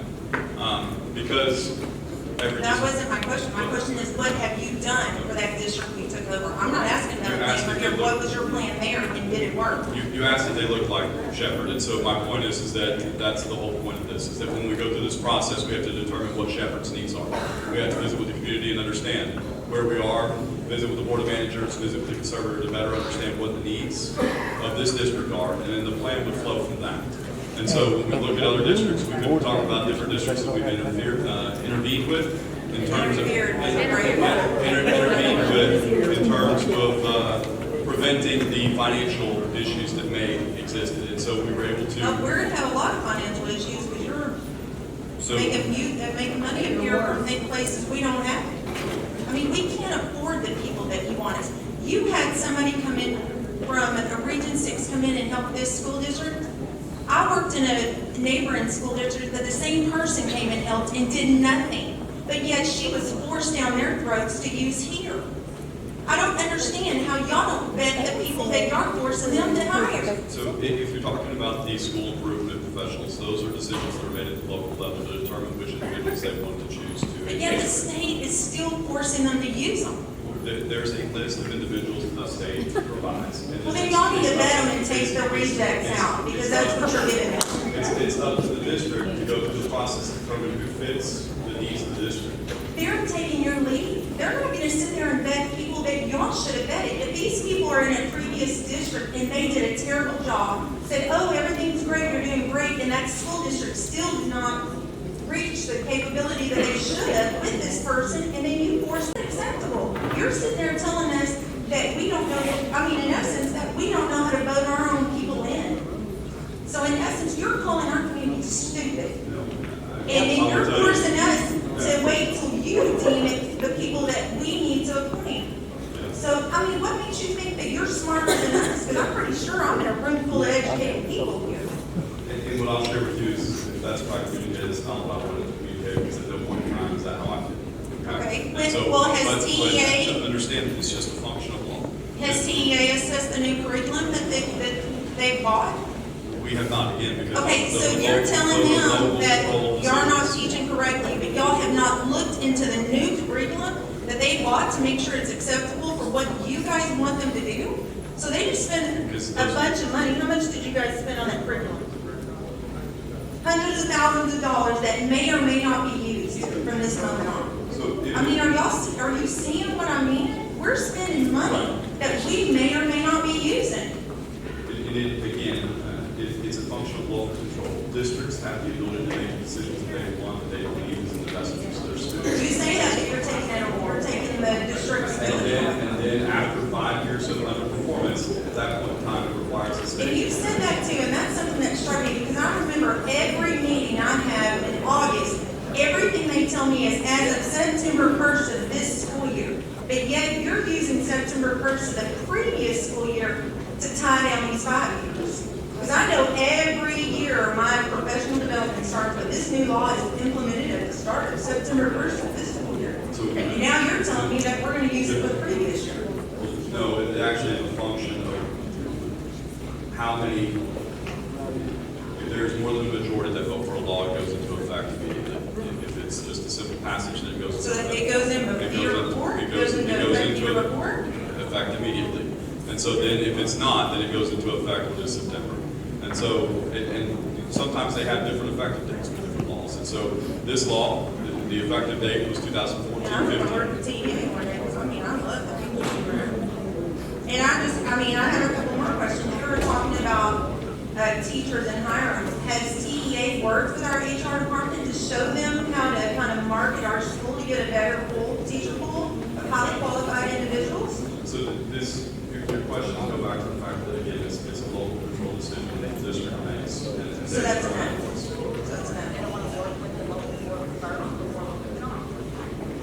It is a process of local. Hi, I'm Annie. I'm here on behalf of Representative Ernest Dales. And I just looked up HB 1842 from 2015, and it says that it was effective immediately on June 19th, 2015. June 19th, 2015. And so those ratings, the ratings have not been yet signed. Those ratings were signed in August. The school year was the so, but if you go back and read the law, it'll lay it out when that law begins, 2014-15 school year. You did read the law, didn't you? I'm sorry. You just read the law, right? I read it, it was effective. Yeah. It says effective, sir. It does. That's correct. That's correct. So if, my thing is, if the other school districts got theirs kind of grandfathered off, why didn't we? Because what it does is it says that the law stipulates that it goes into effect immediately in June 2015. And so that captures the 14-15 school year. Why didn't we get a Harvey waiver? I don't know the specifics, but there were specific Everyone locally around us did. There was specific criteria set, and if a district met the criteria that was established, then the district got the Harvey waiver. So without knowing the specifics, I'm going to assume that Shepherd non-qualified. Everybody around. Cold Spring, which is 10 miles down the road, did. Appreciate you acknowledging that there are good things going on. I agree with that. But we have a big dilemma that has been touched on, but from the teacher's point of view, I've been teaching 31 years. I took a $10,000 cut to come to this meeting. My friends are asking, am I going to leave? TEA is coming in. What is the exit rate going to be because the state's coming in? We have teachers here that would consider it career suicide to stay. How are we going to attract people that we want to? We talk about recruiting. If the state has that badge placed on that district, then you don't want to go there, the state's there. How are we going to attract any new teachers? To your point, it does establish some challenges, but those challenges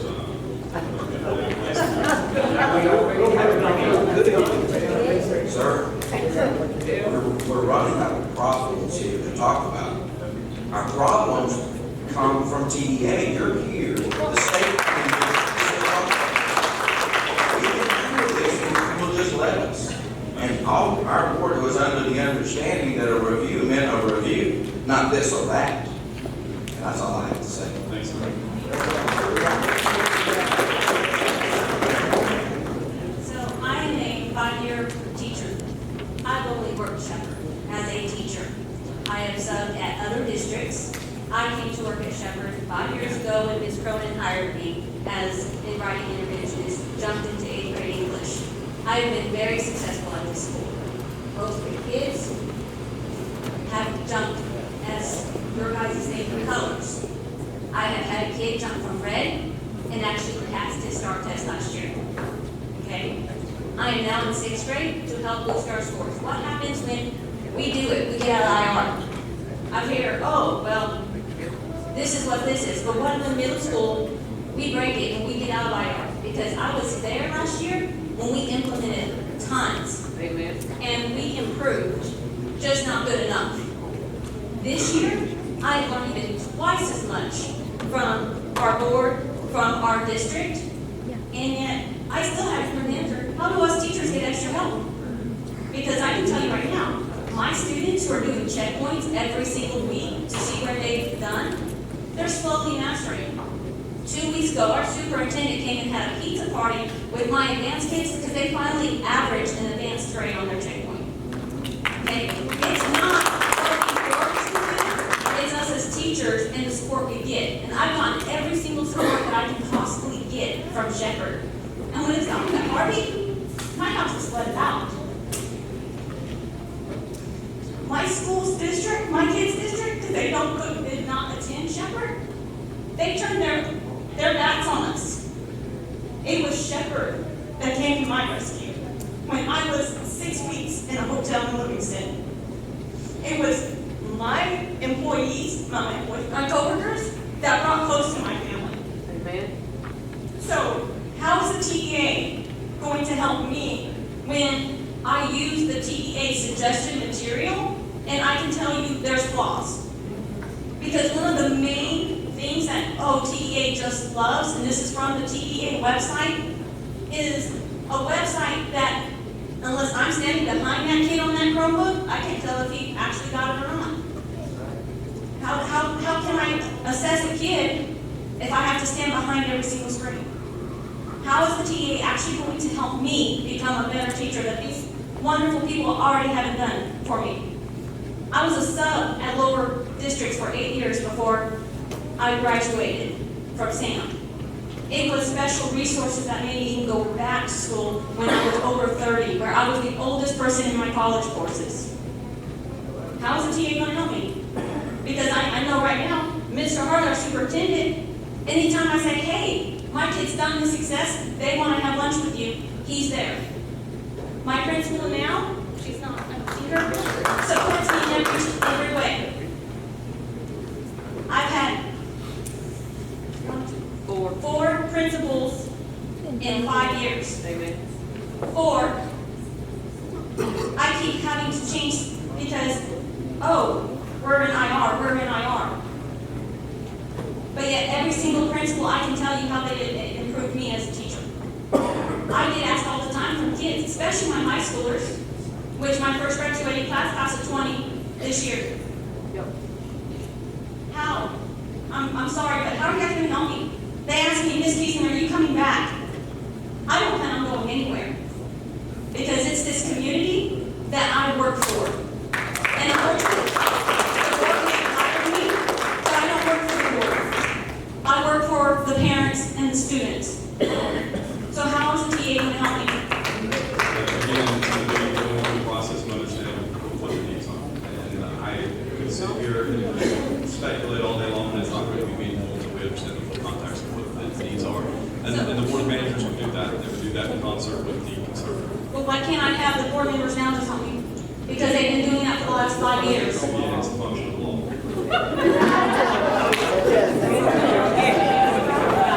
So, I appreciate the school board for everything you guys have my back. Our education system back in the day was good because every community worked with their community on how they are and what they are in their economic situations. And they work with it. But then the government comes in and they start giving all these controls and everything goes down. They've been dumbing us down for how long now? Over 10 years at least. And that is going to change. And I'm not saying that the board is doing a bad job. I'm not saying that the teachers are doing a bad job. What I'm saying is that the government is pushing us this stuff on us and they're not going to stop it. So it's a law. They need a board of managers. There's nothing we can do about it. Welcome to New America. Shut up, Dan. Hi, my name is Elizabeth Anderson, and I am a parent of a first grader, and I'm also a graduate of Shepherd High School. My husband is also. And I would say that I was very blessed to have a foundation of home and also a foundation of community. There's so many members just in this room that helped mold the person that I was. I was blessed, I was fortunate. The kids in this community are not as lucky. There's some, probably the community members that are in this room, those kids are. Those kids have the foundation. So how are you going to expect a kid to pass the STAR test when their parents can't pass it? They don't have, there's only so many hours in the day for these teachers to teach, and they're giving it their heart and soul. If I can say anything about my daughter's first year of school, her kindergarten year, is that she knew that she was loved when she was at home and when she was at school. She gained confidence, empathy. She learned so many things that it can't be seen on a test. But you're expecting kids who don't have help at home to pass a test. How are you going to offer their parents support when they don't speak the same language, when they don't have a college education? I would almost bet that some of the members in this room that have a college education can't pass the STAR test at a third grade level. I work for the city of Conroe in Conroe ISD. I run an after-school program at 11 schools in Conroe ISD. I have over 520 kids in my program. And I would just like to say, those kids aren't coming because they need childcare. They're coming because they need help with homework. They need help to perform on the test. Our kids do not have that advantage here. There's not a tutoring service. There's not an after-school program. There's nothing, nowhere for them to go after school to get the help that they need. So teachers' kids, or people that have college educations, people that have the foundation at home, they do it. So how are you going to help the parents of this community that need it, that their kids need it? So if I may, you just provide some context, and so that would be something that we would look at. As a board of managers, we would say, the community would say, you know what, this is an issue that exists in our community. You just identified that. And so if there's an issue within the community, what kind of a process, what kind of programs can we initiate? And part of it, maybe it is something that we can bring into Shepherd. Okay, so I would like to say that I met with Dr. Hartley, and it comes down to the bottom line. We don't have the money. Our taxpayers don't have the money. If we did, don't you think we would have those programs? Most of the people that live in this community commute. Do you think it's ideal for me to commute 45 minutes to work every day and to come home? But is there that opportunity here? No, but I have the support of my family and community to help pick up. And guess what? My kids could go tomorrow. But guess what? They come here because of the foundation. They know that they're loved and they're cared for. I don't worry that they're going to get lost in the shuffle. I know that I'm going to be communicated with if my daughter had a bad day. So no, you can say that, well, you identified a need. They've already identified it. They know that. They know that the system's flawed. But how is TDA going to help that if you're saying you're not giving us any more money? We're redirecting funds, Elizabeth, remember? That's right. Ms. Bales has talked about reallocating funds. Good evening. My name is Amber Hopkins. I'm fairly new to the district. And I guess my biggest question to you is, how do you expect to take control of a district that you have failed to understand? You've come in and say, I've listened, I've observed. I unfortunately did not do as much homework as I hoped to have done before this meeting. I heard you say that you hadn't looked at our new curriculum that they adopted. You are acting, pardon the word, astonished by the socioeconomical problems that our community is facing. But yet you want control. How do you control something you don't understand? So I think that the key here is that it's not about my awareness of specifics. What it would be is a process that the board of managers would come in and understand exactly what we need to do.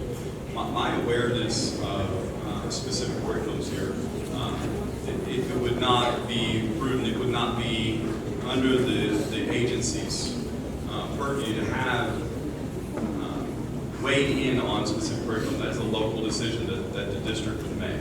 And so we're at a place now where the board of managers would be identified, and then they would have to determine what the best things for this school, what the best things for these students are. And so I would pretend to know what is happening here on the day-to-day, but what I do commit to you is that we would identify board of managers, and we would work with the community, and we would work with the administration to ensure that the proper course is set for the students. I understand what you're saying. It's a nice speech. What I'm asking for, and I've heard it asked numerous times prior to me, we need action plans. You want control, but tell me what you're going to do. You're going to elect a board from our community members that most likely would be someone from this room, probably someone that would even approach the microphone and talk to you.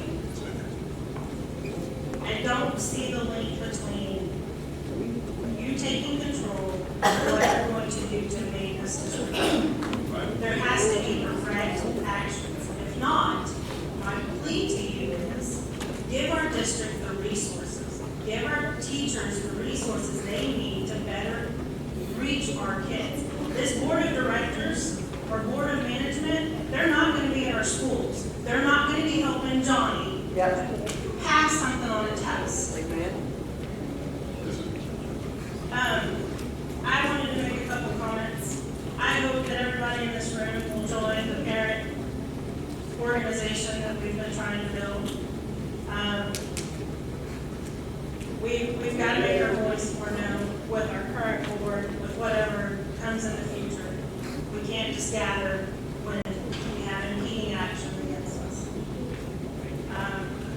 My other comment would be, I know we're upset, but sometimes we just have to stop and listen to listen, not to argue back.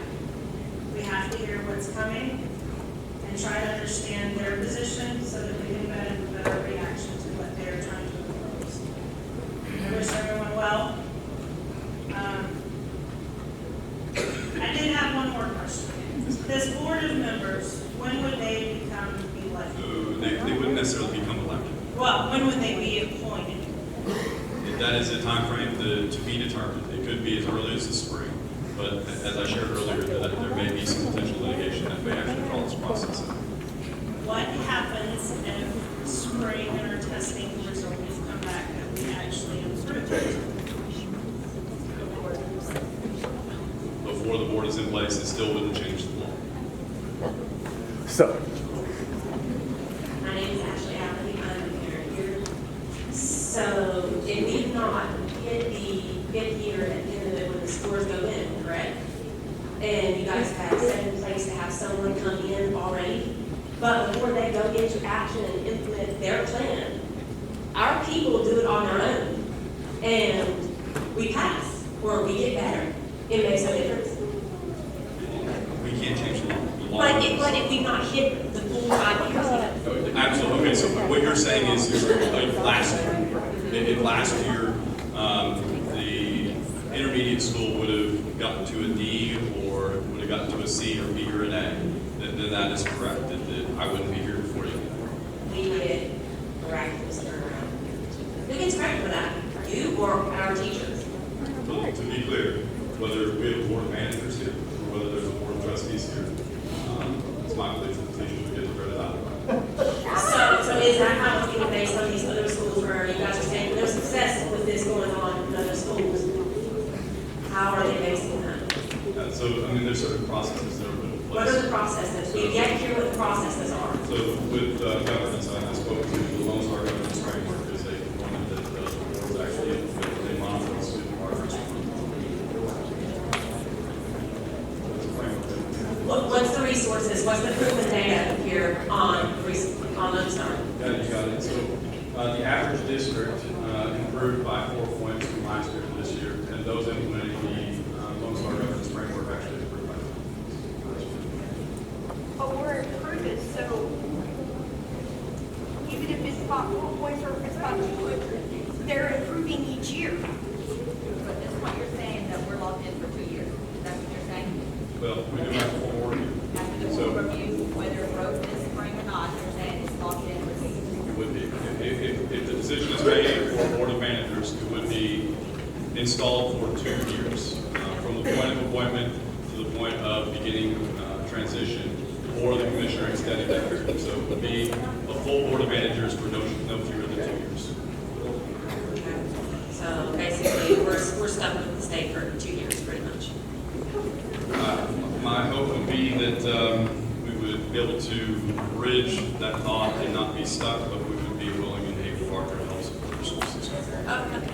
What are you going to do? What have you done in other schools that have worked and have changed these schools around? What are you going to do? Again, start with the governance framework that I spoke to. And then the board of managers would begin to assess what the needs are of the district. And at that point in time, We're telling you the needs of what we need.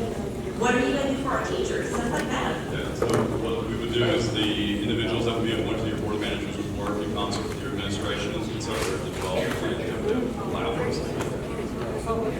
Isn't that what they're doing already?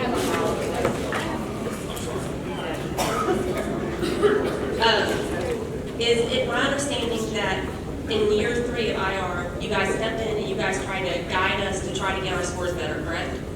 So there was a campus improvement plan and a campus turnaround plan. And so one is what the district is going to do, and the next one is how the district is going to do that. Implemented by y'all, correct? Y'all No, approve everything? we don't implement it. That is a local decision on what that plan is. You approved it though. You approved it. We do approve those plans. As well as Lone Star Governance. You made us go through Lone Star Governance. It was supposed to work. based on desire for improvement, we would hope those actually be executed. Yes.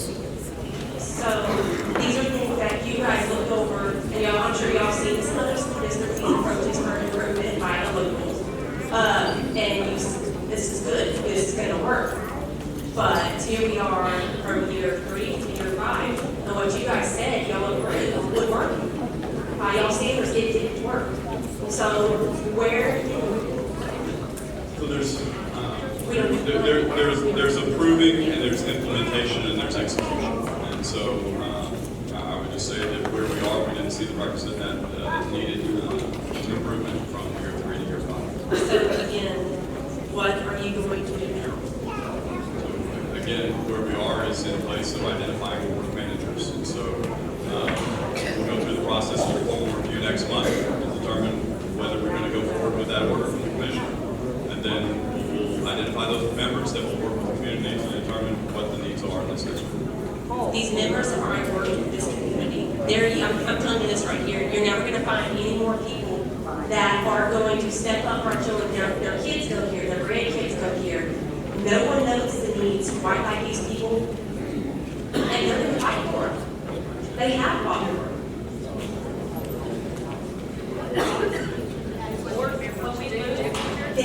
When we want others that we don't have a pool of teachers to pick from to hire, does TEA come with teachers to replenish that, or we're gonna go to subs, or we're gonna go to subs that are uncertified, that are warm bodies in classrooms, we already have that problem. So the question is what will happen if teachers leave the district and we don't have qualified teachers in our classrooms? And what has already been established is, I've heard from members that have spoken at the mic tonight that it already is the case here in Sheffield. Yes, but we have teachers saying that we have those that you're gonna leave, so if we have our good teachers, our certified, they leave, so we're lessening the value of our teaching staff, and we're just having more bodies. Does TEA bring a pool of teachers in? Do they have a pool that they would interview? So we don't have a cadre of teachers at the agency. Let me throw this out there. 58% of the new hires for Shepherd ISD for the 2019-2020 school year are non-certified teachers. 58%, that's over half. That's not because we don't go out and try to get certified teachers. That's because they're not there. It is a state issue. It is a Shepherd, Texas issue. And that was my question to you at the very beginning. It is still a question that you have no answer for. That is our biggest downfall. We had my son in 5th grade 2 years ago, had 5 teachers, 5 reading teachers. That's it. Tested subject, is it not? It is, correct? Yes. 5 reading teachers in 1 year. That is a problem. That's a problem. Yes, sir. But there's no point in asking that same question over and over. They can't answer. They just want control. How is TEA going to help Shepherd, Texas attract teachers? Because we want good quality teachers. We're not opposed to all certified teachers. I have a daughter-in-law who's one, and she is absolutely excellent. Just because you're all certified doesn't mean you're not good at what you do, and just because you have a degree does not mean you're good at what you do. But we are having a difficult time. I know you may think our school board is lousy, the letter said so, but our school board has worked hard with the people who are in charge of hiring, and we cannot attract them, we can't hire them. When school started this year, we had open positions. What do you think we had to take to put in the classroom? We didn't have the cream of the crop. We got the leftover of the leftover. Not saying that those people aren't going to make excellent teachers, but at that point, we needed strong, qualified teachers, and we could not attract them. So what is TEA going to do differently than this school board that is lousy? What are you going to do to see that we have good teachers in our classroom to teach our kiddos? And it's not a function of law, it's a question.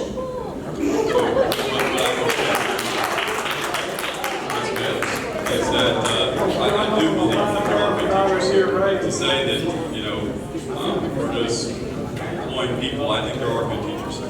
And so beyond just having good teachers here, that would be an item that has been identified that would need to be addressed by the board of managers and the community.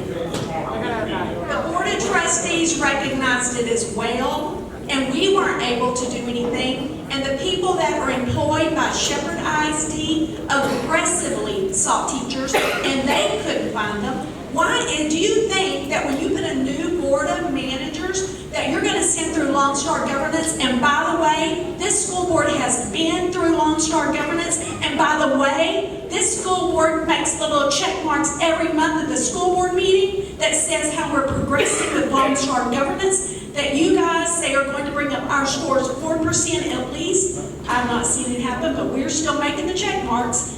Every person who works for Shepherd ISD wants good qualified teachers, and we can't find them. So why is the board of managers going to be able to find them? I want a real answer. I don't want it functional. I have shared with you that it will be a plan that is set in motion after the board managers are identified and they would work in concert. More successful than Shepherd ISD in finding good qualified teachers? Is that what you're telling me? Because I want to make sure I have it straight. What I'm telling you is that it is an identified issue that our board of managers would work in concert with this community to tackle. This has been an identified issue for quite some time, Mr. Cottrill. So what are you going to do to take this identified issue with a new board of managers and make a difference? So again, it'd be something that the board of managers would work and we would develop a plan. You don't have a plan. You don't have a plan, and I don't think you're going to be successful because you are not going to care as much as we care. These people who work every day trying to educate our kids and the people who try to find good teachers to educate our kids, they have not been successful, and they care about this district. They didn't just come in out of Austin and decide that, because it's a function of law, we've got to take you over or close you down. We didn't want to play the game, and now we're being punished. And I honestly, fervently hope and pray that Shepherd ISD will turn around. And I don't care who is sitting in the seat, Mr. Cottrill. We've got to have teachers to do that. And if you don't have a plan to find them, a board of managers is not going to help you out very much. Well, guys, really there's a plan. We don't know what the plan is. I don't think they know what the plan is. But there's a plan in this place. They have to assess it.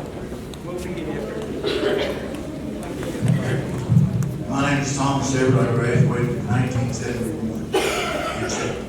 I'm proud of this school. And I drive a school bus now. I'm a substitute teacher. I'm also a minister. I'm a minister first.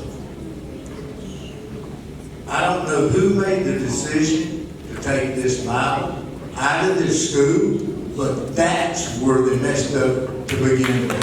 And until you put it back,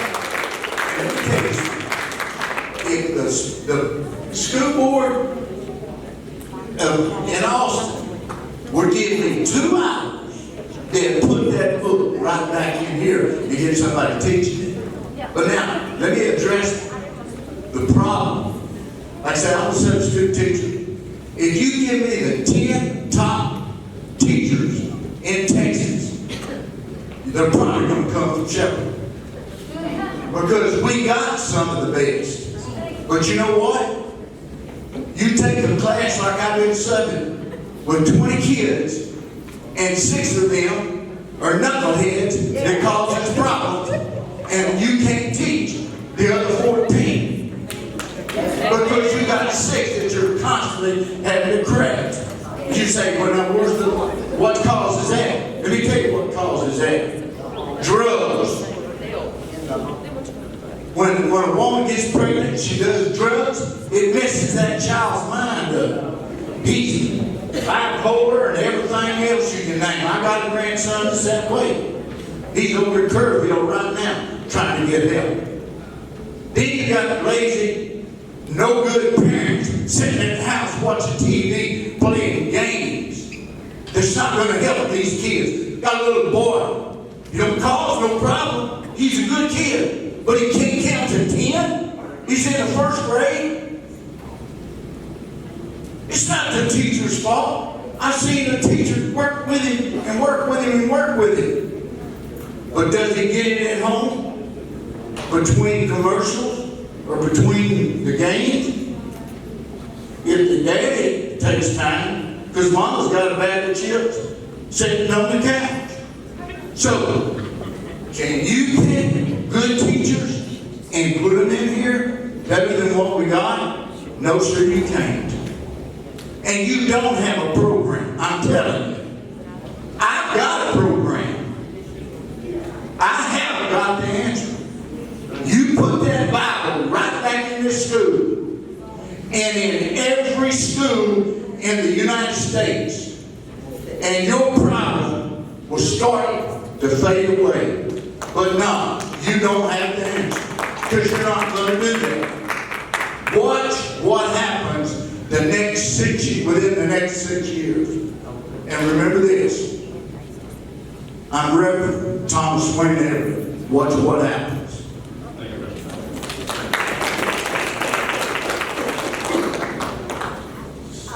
I am a paraprofessional at the primary school, and the curriculum, if a lot of you don't know, is the Quantus and Pinell curriculum that we have adopted. From 2 years ago, is that when we got it, Chrissy? Yes. 2 years ago, Karen? All right, so 2 years ago we got it. We got, third grade got it first, if I'm trying to remember. Second grade, first grade got it, and kindergarten got it. We only got partial of it. And we were expected, the teachers were expected to teach the whole thing with partial stuff. I know our teachers worked countless hours putting the material together that they didn't have all of it. So we're going in year 2 of the Fontes and Pinell. Now 4th and 5th grade has it now, Owens? Yes. Do you have all of it? Yes. Is that what's been released? Okay, yes. So they just barely 2 weeks ago, 4th and 5th grade got their Fontes and Pinell.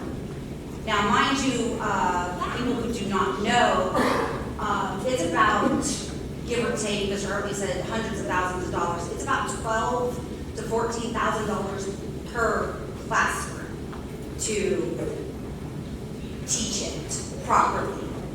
So for our primary teachers, for the first year working with it, that didn't have all of it, and our third grade teachers that started with 75% of it, I say they did pretty good. So it is, but when we don't have all of it, how can we be blamed?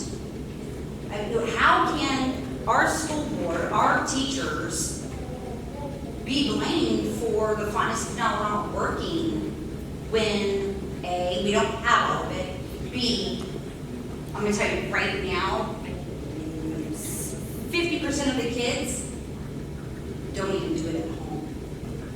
So.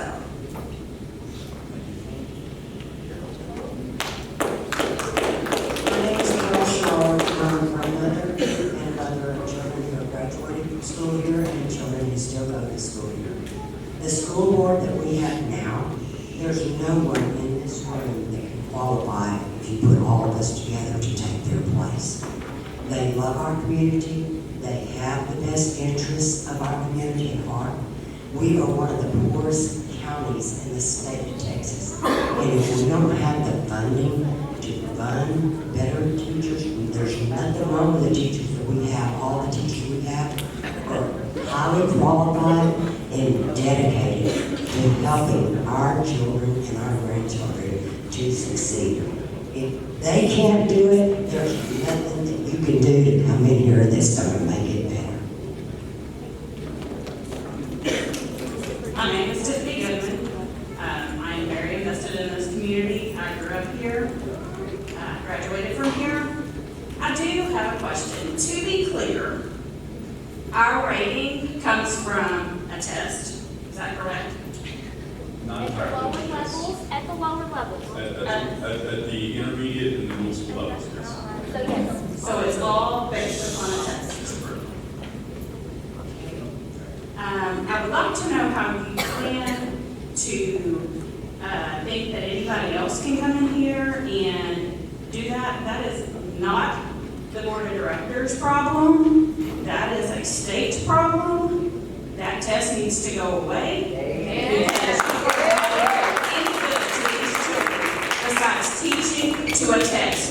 You do not prepare them for life in general. You do not do that. The elective classes, that's where they get their life lessons, because everyone else has to teach to a test. That is ridiculous. I mean, extremely. So how do you think that the board of directors right now that we have currently in place would be any different than you putting a board of management in there to be able to change that? A plan that will be developed by the board of managers. Oh my God. There's no cookie cutter answer, but there's a cookie cutter answer. Okay. Yeah. So my next question to you is, what place does the conservator have? So the conservator has the ability to monitor, observe, and then direct activities within the school district. So she would be more or less the person that's in charge over the board of directors? She does have the ability to work with this. So she would be a dictator. If she didn't like what the 2 to 3 board members that possibly could be there, she can overrule them. That could happen, that doesn't happen very frequently because the conservator works very closely with our managers. And does the board of managers have the ability to fire her? No, the conservator is appointed by the board. So the community members still have no control. Right. No, that's. Basically, this is what you're showing us. The board of managers work in concert with the conservator. But they have no control because she can dictate to them what she wants them to do, about the bottom line. If there is some sort of conflict within the plan to move forward, then yes, the conservator does have that. It will then be all her fault. Right? That's who we're gonna blame, right? Because she's the one that's gonna direct everything. So when we do not come out of recovery in, wait, 6 years? No, you have an unlimited amount of years to get it right, is what you said at the beginning, right? Right? The goal is 2, maybe 4, and then I'm gonna start it when it's into 6. So they're gonna stick But with the if same it doesn't board work out, members. y'all can continue to experiment. And we do not have the right to fire you, the Commissioner of Education, or your $85 an hour conservator, or whatever it is. Okay? This sounds like a deal. I mean, I'm a taxpayer, and I have no control over my money, my children, nothing. Are we in the right country right now? I'm confused. This goes against everything that we are founded on right now. Unbelievable.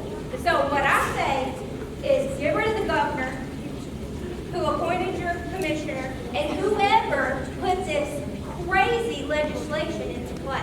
Because that's where the key is. This is bad legislation that you have to abide by.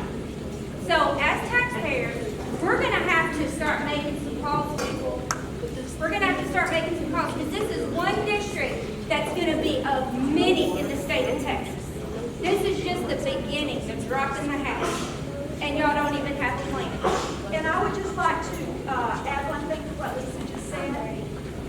In your letter that you sent us, it said something, I have it up front, but I think I can. Failure to try. It said, and when you replace us, this is pretty much a message to the other districts that you better shape up and get line, or you're going to get replaced too. Now, what kind of deal is that? And that's pretty much what the letter said. Yes. You have a bigger problem in the state of Texas than Shepherd ISD. Your bigger problem is your test.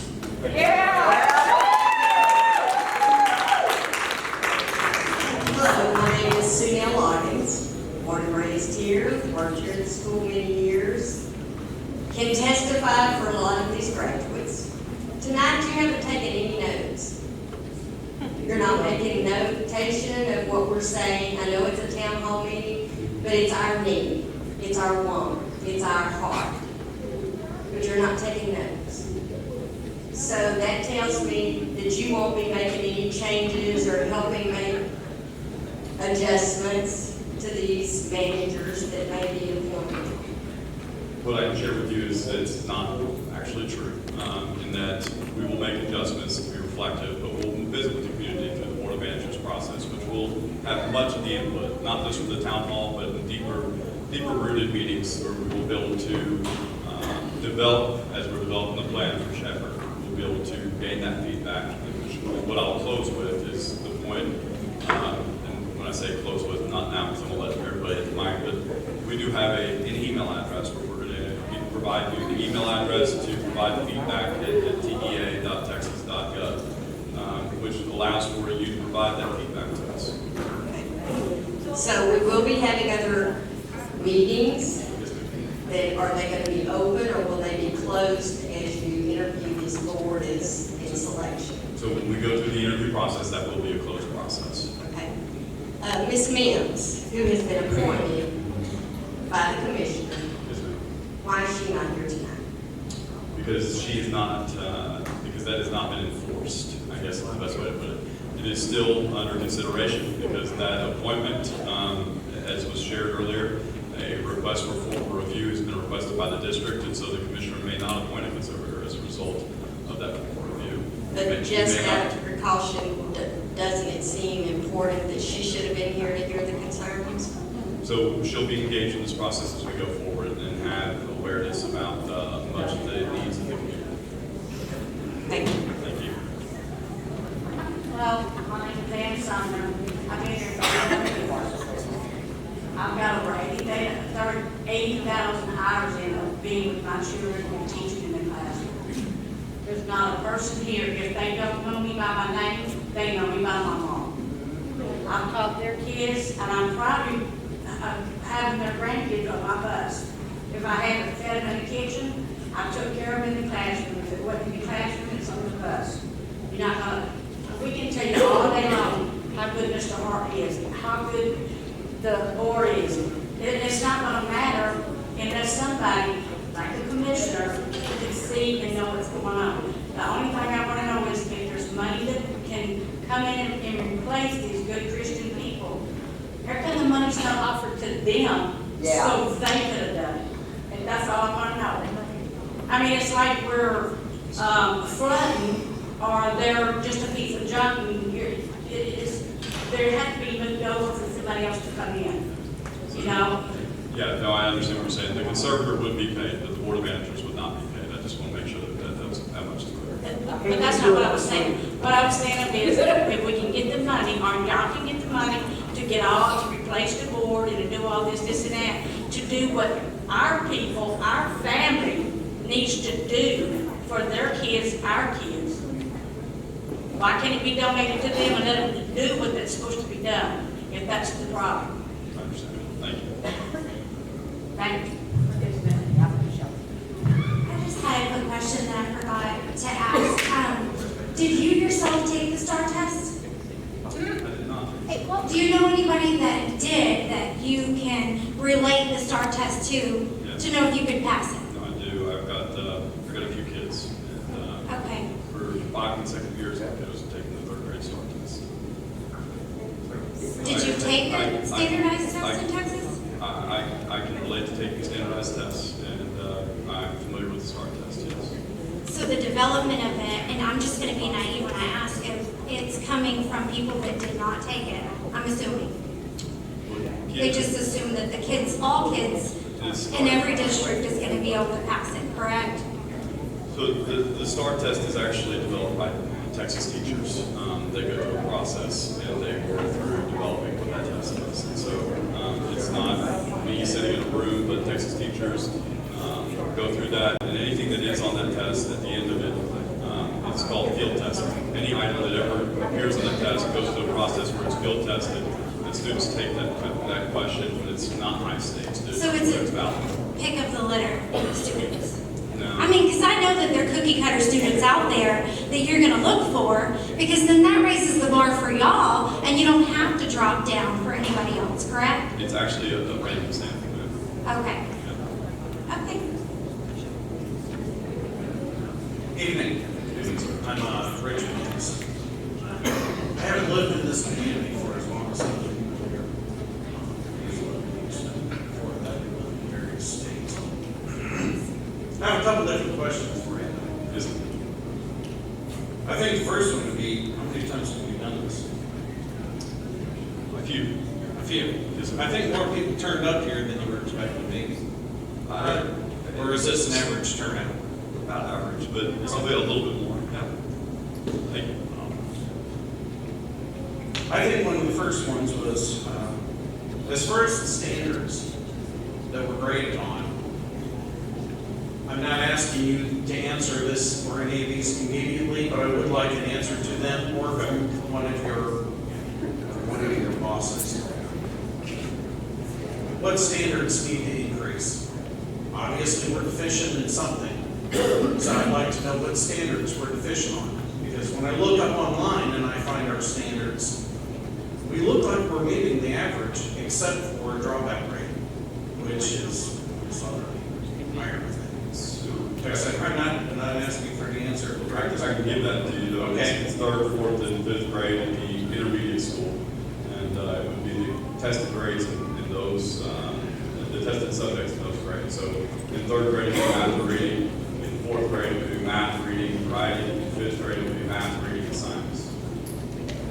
And You're that's it. saying that every grade, third, fourth, and fifth, every child failed their STAR test? Because I have a third grader last year. To be fair, that's not what I said. The question was, what specific standards do we need to improve? And so my response was that in each of those three grades was rolled up to formulate the rating for the intermediate school.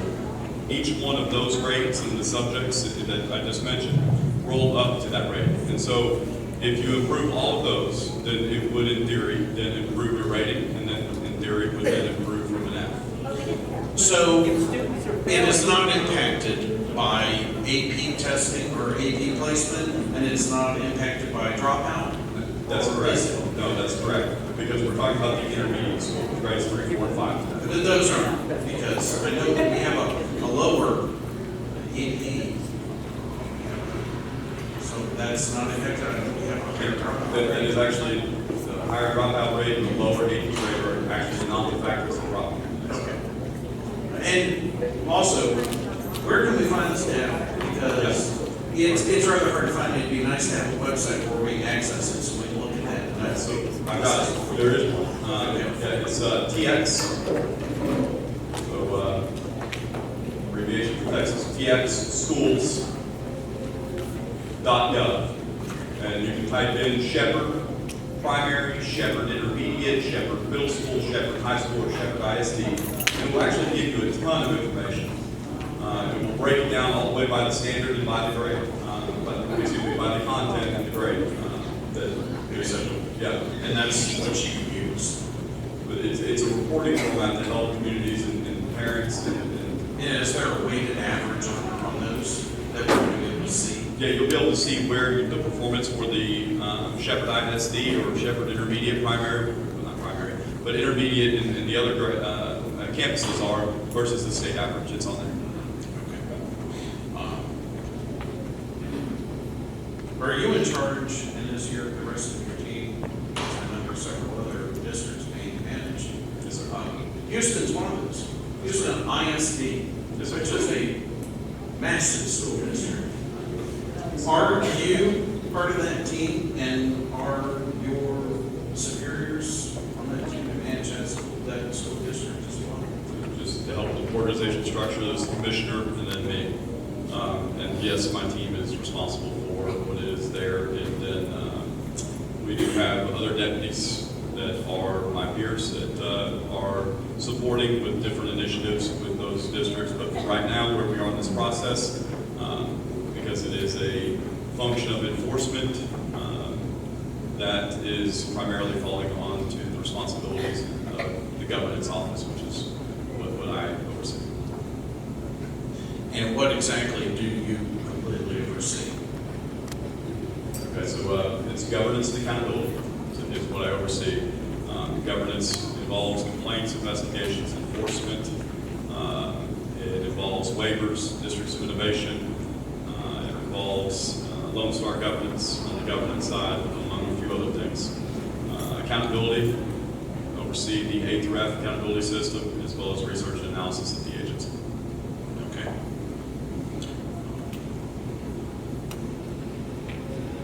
Was this, maybe somebody else knows, I don't know if you do specifically, but was this meeting tonight audio recorded or video recorded? Yes, this young man over here has got this. Audio or video? Both. Oh, okay, both. Oh, that's excellent. Okay.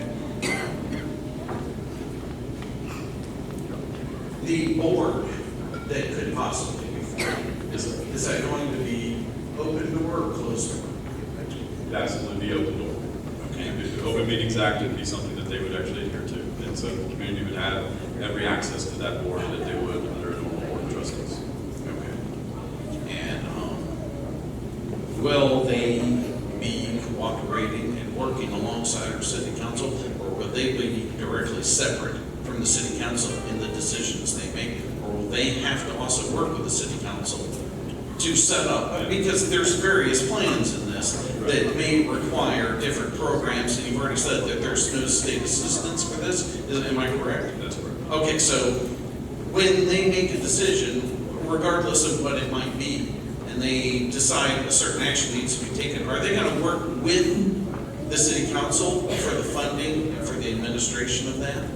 My hope is that this is a community opportunity, and so that board of managers would be tasked to coordinate the community, engage with city officials to make sure that we're all working in concert with one to vet a decision with the city. However, if we truly want to make effective change that leads to better outcomes here at Shepherd, it would absolutely be with one of the city. Okay. Are there, because funding is a major issue for our city, we're in a very small city. Are you aware of any grants or funding or assistance programs for the various ideas that this board might come up with, or that have been involved with the bill that created this situation? Yeah, I'm not anything that's specifically related to the bill, not aware of any grants with respect to that, but there are other. Or with this program? Yeah, with this program specifically, no, but there will be opportunities for the board managers and the conservator to work and identify other revenue streams that might be of access to the district. Okay. Also, because there's the option between creating a board or closing our school district, obviously, neither one is desirable. Yeah, I want to be clear, it's not the district is closed, it would be just the campus system. So just the primary, the intermediate, and then what behind. Well, just the intermediate and the primary, because they were the ones that received different sector maps. And so obviously that's not ideal. So it's not the district that will close as a function of law, but it is something that would be just strictly specific to the primary and the intermediate school. So How would that work? Right. How would that work? Yeah, that's obviously problematic. Very.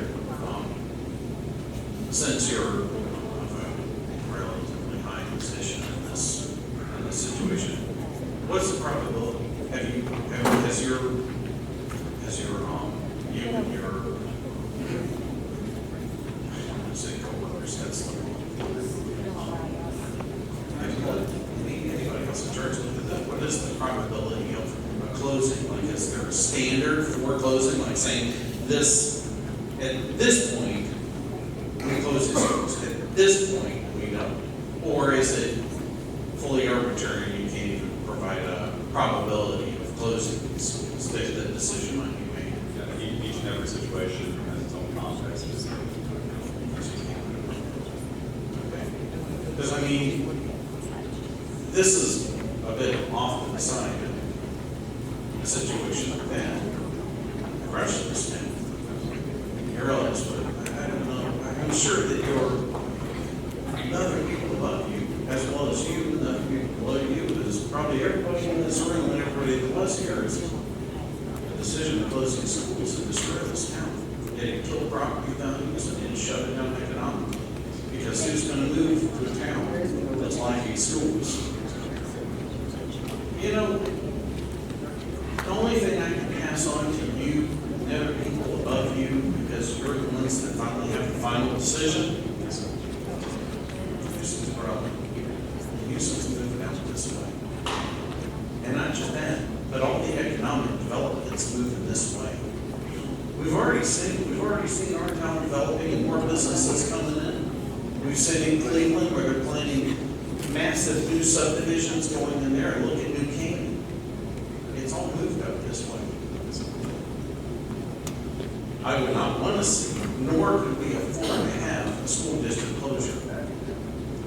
It would eliminate us off the map completely. I want you to take that to the people that you work with, that I don't ever want to see that happen. I moved here up here from Houston to get away from the crime, to get away from the problems, and to get away from the school district that's so massive that nothing can ever be done.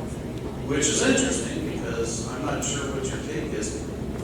Is it true that Houston is suing TEA for your decision to try and take control of the school board over a few handfuls of schools? Like all of them? There is many litigations. We don't have the ability to fight you like that. Houston does, which means they can go to court and they can fight the state for ages. But we, hold on. I gotta go because my kid he's getting worn out, he's getting tired of it. Just in case anyone doesn't know, Houston ISD has a whole host of problems. Shepherd ISD is academics. We are financially sound, and our board has done nothing inappropriate other than apparently fail because the letter said we did. So we really aren't compared on Houston. Oh, no, I'm not trying to say in that respect. No, right. Houston has the ability to go and fight the state for years. We don't. You guys could literally come in here and make a rash decision, shut us down. And it would mean nothing to anybody in Austin, because we're a tiny district, we're a tiny town, and we're a spot on dot. Tax dollars aren't worth nothing, so yes. I'll share with you that it does. It's frustrating. What you share resonates with me, and I appreciate that. And it is our desire to close this district. To your point about litigation, there's a school district not all that similar to the size of Shepherd that did engage in litigation with the agency over a board of managers about 5 years ago. And they spent about $2 million on that litigation. And the board of managers is going to be seated in the very near future. So all it did is delay it. So it's one of the things that you have a good point that litigation would be very costly, and that we do have that going on. Thanks for your time. Yes, sir. Thank you. Appreciate it.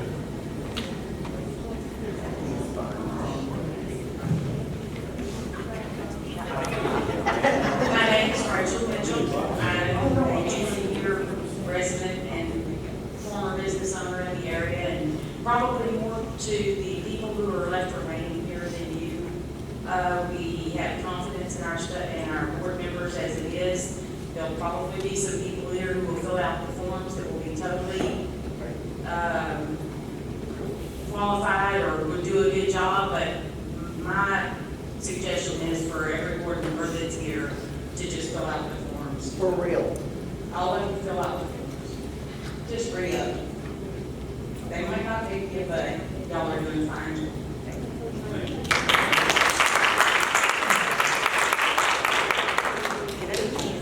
My name is Fran Hammering, and I work at the intermediate campus. I'm part of that IR for 5 years. I'm not the teacher that puts on the dog and pony show when I know I'm getting observed, because I don't have time to do that crap. But what I have had to make time for is the crap that we've had to do for y'all. And I know you keep saying this wonderful board of managers is gonna make a plan, whatever they might come up with. But I know over the years, and the 5 years I've been at that campus, I've seen at least 3 TEA people that have come through there, helping us out, telling us what we needed to do. I know y'all agreed to our turnaround plan that we had to do, because that was gonna help us, which obviously it did not. So I guess I'm just not smart enough to understand how they're gonna come up with a plan that's better than the plan y'all have already been telling us to do. That part I do real hard because I'm told we have to do that. This is what they're telling us we have to do. All I wanna do is teach my kids. I've been working hard to teach my kids. Amen. And it breaks my heart that they come to me and they don't know how to count without counting on their fingers. But you know what? It's what I'm given. It's what I work with. And I'd like to know what plan that you think they're gonna come up with that's any different than the plan that they've already told us to do. And we've done it. Because every time I see one of those TA people, name his name, hey, how you doing? Y'all doing real good. I don't know how they're gonna come up with a better plan. We've done what they told us to do. So, if you could just give me a little insight, because sometimes I'm a little slow, of how the new plan is gonna be better than the old plan that really is gonna be gone. So it would just be, again, the board of managers work in concert with the conservator, and they would be visiting with folks here in the community to ensure that they understand the challenges that exist, the issues that have been identified tonight, and that plan would be specific and to the needs of Chicago.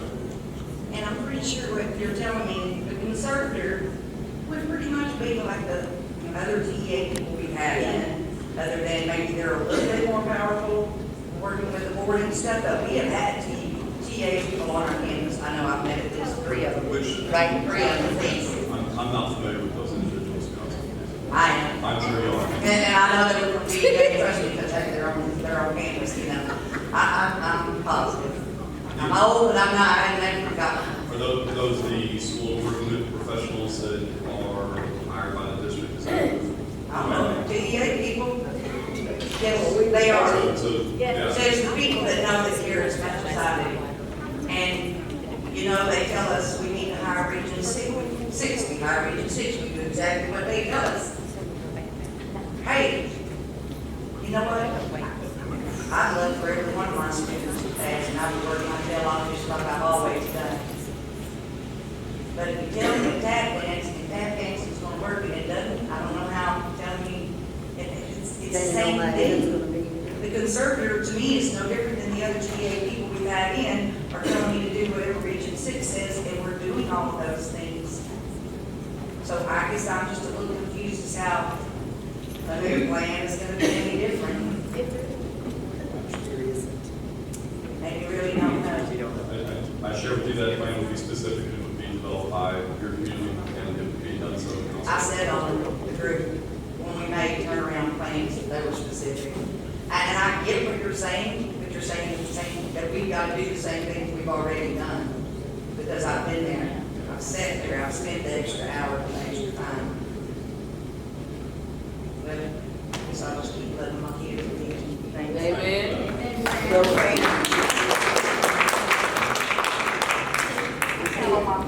Is there any discretion in the implementation of what's about to happen? I understand the law is the law, but is there any discretion? Is there any way that the path can be changed at this point? So if there was information that was provided during the course of the formal review that established that there was a process issue, in other words, that there was, the law had not been enforced properly, yes, that is absolutely correct. Okay, at this point right now, is there something as a community we can come together and speak to the commissioner or apply for something? Is there a path we can take right now to alter the path? To alter the current path? No, the only thing that can alter the current path is that of the formal review. That's the board that would go through. The board and whoever the administration would bring before the commission on December the 18th.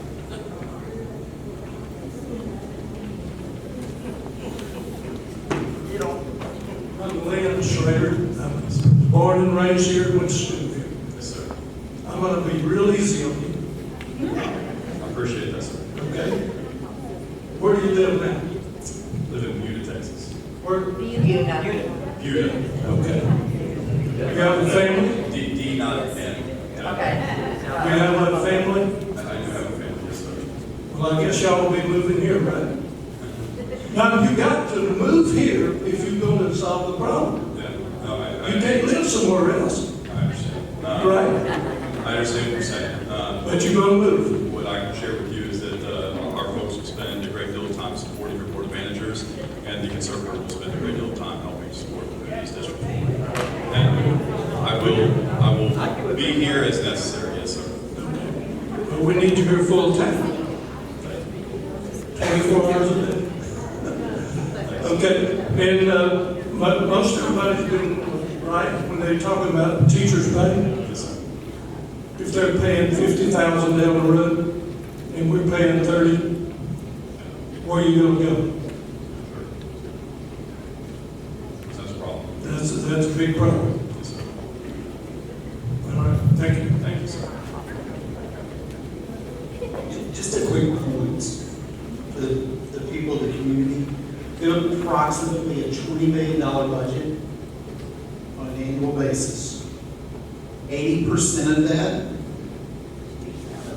goes to salary. That leaves approximately $4 million, I believe, to go to everything else. So when they start talking about reallocating funds and moving money around, that money's going to come from somewhere.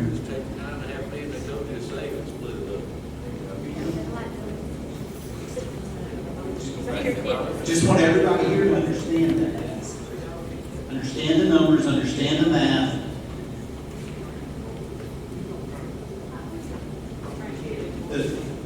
Who's going to do the board training, and what's that cost going to be? So there won't be a cost for the additional training. I will come in and provide that training along with some more staff.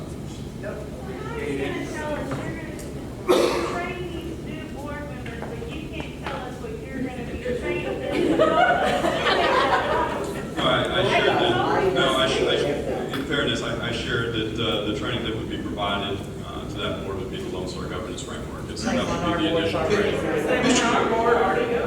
Mr. Cottrill, I think here's the issue. So I run a business. Yes, sir. Okay? Somehow it's been a successful business. I don't know how, because I'm not capable of running a school district as a board member. I run a business. And you're a graduate. Right? And I graduated from this Illinois district a long time ago. If I were going to go buy a new business, if I were going to take over a business, I'd have a better sense of understanding of running that business and what it took before I committed. That was my course of action. If I were buying a business, I'd have had attorneys, I'd have had CPAs, I'd have had anybody and everybody look at that business before I started a commitment process on going down that road. Do you understand why our community is so thrown off by the fact that you can't answer some of the basic, simple questions? Your boss, the commissioner, the letter that he sent us, it was a kick in the gut, to be polite. Right? His letter was cookie cutter, his letter was generic, but it was pointed enough to let us know that we had failed. But it showed that he knew nothing about Shepherd ISD. You know very little about Shepherd ISD. And I want to commend you again. Multiple people have done this. I want to commend you again for the time that you spent, for your politeness. I know you've got a hard job, and I respect the heck out of what you've done. But you can't expect this room full of people to sit here and have any buy-in in you or the state of Texas when you don't even have a plan for what you're fixing to do. And you're going to do it the next 2 to 3 months. It's going to take longer than that, because I sat on this board for 2 to 3 years before I truly understood what the hell we were talking about. His plan is the same one that he had for y'all. They're going to train them the same way they trained y'all. That's the plan. And it worked so well. And it worked so well. You understand where we're coming from? I just want to know that you sincerely understand where we're coming from. In great sincerity, and let me share with you. Had I been here a year ago, assessing and crawling into the intermediate, the primary, the junior high, and the high school, then it would have been perceived, why is the state coming in? But you know what? No, I just no, sir. No, sir. I want you to share. I want you to know that it's not my desire to come in and try to influence things. Mr. Cottrill, Right. we as a board have been under your trainings. We've done everything that we were told by the Region 6, the service center, that we believed fell under your control, that we believed you guys had a plan for us. We were executing that plan. We were doing what we were taught to do. And I want to go back and say something else, because every board training that I've ever been in was you stay in your lane. You don't get out and you don't tell the superintendent what to do. You don't tell the teachers what to do. You stay in your lane. What you're doing to us right now is saying, hey, you know what, we told you to stay in your lane, but what you really should have done is interfered more. You know, I understand where you're coming from, but No, you don't. I'm not. No, I do. I'm not saying that. I'm not saying that what you should do is interfere with the day-to-day operations of the school system. That's not. But that's the only way we could have had a bigger impact on this district, is to have more day-to-day interference. That is the only way.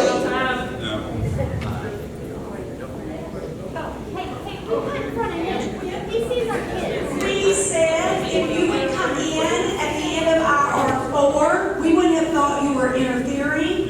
We would have hoped if you had come in at our R4, you would have used this magic wand, this crystal ball that you apparently have, and we all know you don't, and I know you don't either.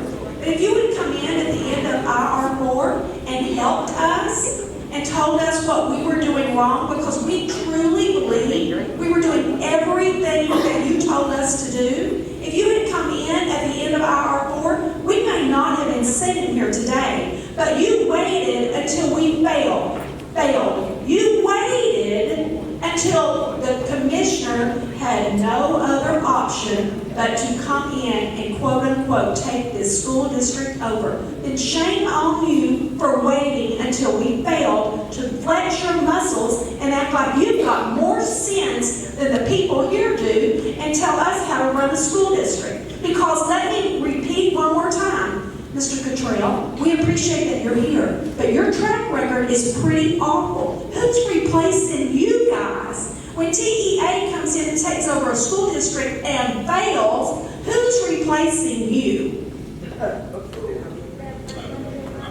That's a fair question. Don't say you appreciate it. Ask a question. And as long as you're standing here, I would appreciate an answer. And if you don't have an answer, you can get back with me. Sure. So if the organization, the governor appoints the commissioner. Yes, sir, we're aware of that. The commissioner who is not an educator, yes, sir. Commissioner hires those that work at the agency. Yes, sir. So my question is, y'all have taken over districts before and you have failed. And if my memory serves me correctly, Jerry, I do believe that y'all have even appointed board of managers to boards of managers and realized that your vetting process was a failure. What was the story of that? Marlin ISD, of the ones that y'all appointed, that you vetted, that you approved at Marlin ISD, you found out that one of them maybe had a criminal record. What was that problem? And the point is, the other one was just flat lousy. Right. And so what's going to be different in Shepherd ISD? If you couldn't bet in Marlin ISD, you can bet in Shepherd ISD. We're better, maybe? Or are you going to put a little more emphasis on it here? You've got my commitment that we will work with the community to make sure we get the very best boards of management. Did you tell Marlin ISD that? Actually, it wasn't at the agency. Did the agency tell Marlin ISD that? I can't speak to that. Well, the agency most likely did, and they failed. It is very disappointing to think that you guys are going to come in here and wave your magic wand or get out your crystal ball, and all of a sudden the kiddos at Shepherd ISD are going to pass your test. And we hope you're right, because we want good things for our kids. I was hoping somebody would address my concern, but they didn't, so I could get up here. On the mental health issue, on the mental health side, and dealing with kids with special needs, I'm under the understanding now, because I've been in the art meetings, are they not getting a modification for the STAR test now? So there is there's different STAR tests. There is no longer a STAR modified test, but there's excuse me, sorry. Hold on. I misspoke. So there are alternate tests to just For what? establish. For life skills? Exactly. That's only one they did. Not supposed to administer though. And we have more That's probably what he hospitalizations doesn't during these do. testing times than we have. Exactly. So there are alternate tests, but they obviously. For what? Explain to these people what the alternate tests When are. I go to our meetings with my daughter, I'll tell you what frustrated me the most. And I don't know anything against these teachers, but my daughter would be testing on a third grade level, and she'd have to be on fifth grade work. I don't understand. I don't think parents understand that kids have struggled. You're wanting to put a cookie cutter on these kids, like a cookie cutter approach to them. But not every kid is at that level where you want them to be. And I understand, again, the STAR test is the bar and the threshold that we need to establish in order to make sure that students are literally different by each and every grade. And so it allows for us to establish an understanding of where those students are at the end of that grade level. No, there's not. But how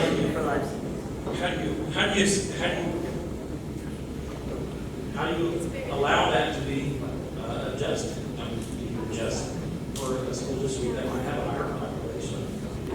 No, it's, the cut scores don't change based on populations for schools. Hello, I'm Rebecca Smith. Most people call me Lainey. I have been an educator. This is my 25th year.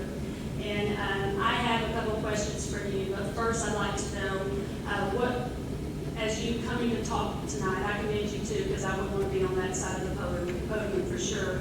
And I've done a lot of speaking. I'm not the best speaker. But what research have you done about our district before you came to speak tonight?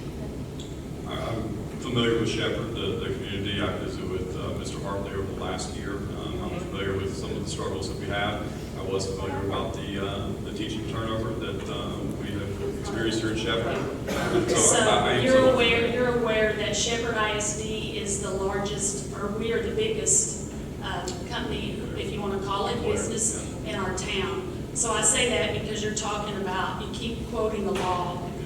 So if you look at the law, the Texas Education Code in Chapter 8, it talks about the education agencies, the service centers, and what they're supposed to do for our districts. And when you talk about a small school district like Shepherd, that who doesn't have the resources but the $4 million that Mr. Cottrill was talking about for technology, instructional supplies, and stuff like that. So it leaves the local school districts up to using the service centers for their trainings for their teachers, unless you purchase the $2 million of Fontes and Pinnell that was purchased over a couple of years because they had to implement it because obviously they didn't have the money. So I'm listening to what you're saying tonight, and we got your pretty little charts that you have, and we're talking about 5 years of IR. And when you look at the Texas Education Code in Chapter 8, it talks about how the service centers are supposed to provide services for the school districts when they are in IR, correct? So when you look at the school districts that are in Region 6, I know of two, and I don't know all the school districts that are in Region 6, Shepherd being one of them that has struggled over the years academically. I wonder how you're holding the service center accountable to help our teachers, because that is the resources that our teachers here in Shepherd are using.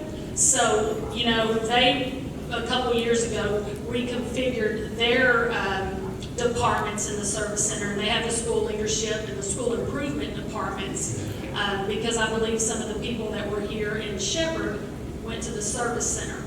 So my question is, as we sit here, and me standing up here talking is not going to change anything. I think y'all know that us standing up here is not going to change anything, and we really don't have much options for the review that the board went through. But how are you holding the service centers accountable for failing our teachers? Because you sit here and you say, well, if we were a year ago, I would have done this, or we would have done that.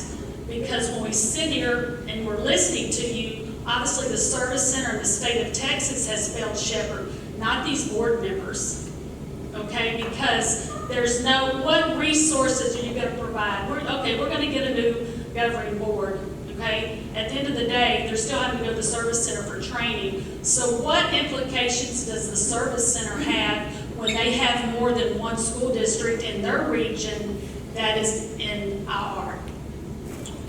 Yeah, so that is a good question, and we'll work with the service center to make sure that the services that are provided to Shepherd are meet the needs. But they weren't provided, or what was provided did not get the results that they need. Because when you have your PCP and you have your school improvement people that are there that are helping guide the school districts, and they're helping them, maybe you need to use this strategy, or maybe we need to make sure that this reading program is research-based, and we have this, and this, and we're still sitting here, then, obviously there's a problem. Yeah, and I'll say, I think that, understanding a little bit with the naming of the curriculum that's been adopted here, I believe that there are some positive initiatives that have been undertaken. And so I'm not to say that everything that's happening here is wrong, or that it's not moving the district forward, because it takes time. It takes time to implement things and to see the improvement, and I do believe that. Just like with the board that's going to be hired, it's going to take years for them to understand the ramifications, or how the school district works. But I want to know what support are we going to give these teachers outside of these 3 to 5 governing boards, or the conservator that has been assigned to this district? What is the service center going to provide for these teachers? Yeah, and I think that's going to depend upon what the board of managers decides, because that's going to be an engagement of services, and determination on what the needs are here. And so there may be larger scale operations and initiatives that they will engage the service center in, or professional development, or support, or coaching, or whatever that may be. But it will be something that's developed by the board of managers and the conservator. And then So who's providing the training for the service center, so they have the knowledge or the skills that obviously they've been lacking to see that our teachers get what they need? So we've got a few different departments at the agency, specifically our school improvement office, as well as the essential schools framework, and some of those frameworks are being provided to the service centers. So obviously, as being an educator for almost 25 years, I'm not a fan of the test. I don't think the test tells me what my daughter's going to do in her future, because I know that, whether she can pass the EOC or not. Good luck this year, but anyway, I just want to say, after we did that, we look at the STAR test, and as the educator that gives that, I know what it does to these teachers. Last year, 4th grade reading test. Are you familiar with what happened on the 4th grade reading test? I am, yes, ma'am. Okay, it made state news, right? Those of you that don't know, the teachers aren't allowed to look at the test. Their teaching certificates on the line. If they talk about the test, it's confidential. Just do the best you can. It's very stressful, okay, because all of our jobs are on the line when we're giving that test. 4th grade reading test last year, a kid made a comment to their teacher, who's actively monitoring or whatever. There was a cuss word in the 4th grade picture of the reading STAR test. So of course, when the kid comes up to the teacher, tells the teacher or whatever, the teacher, I can't say, what do I do? Of course, she gets the testing administrator, the campus CTC, and they did it anyway. It became the news. Of course, we couldn't talk about it when it broke news, because I wasn't about to go ask a 4th grader if that was on the test. But I just, I think that here we are holding our district, and I understand it's the 5 years, and there's some things that maybe we should have done or changed or did a little bit different. But I also look at the test. How accurate is that? The contract with Pearson and so forth. That's a whole other issue or whatever. But when you're talking about, people staying up here in the community, Shepherd ISD is the biggest contributor to this town. And I just question the validity of the test when we're gonna, talk about this review and should we give Shepherd another chance, and it's relying obviously on one man's decision. But I hope that, I know if I had educators that I've had the privilege of working with, if they were on that committee, they would have seen that picture.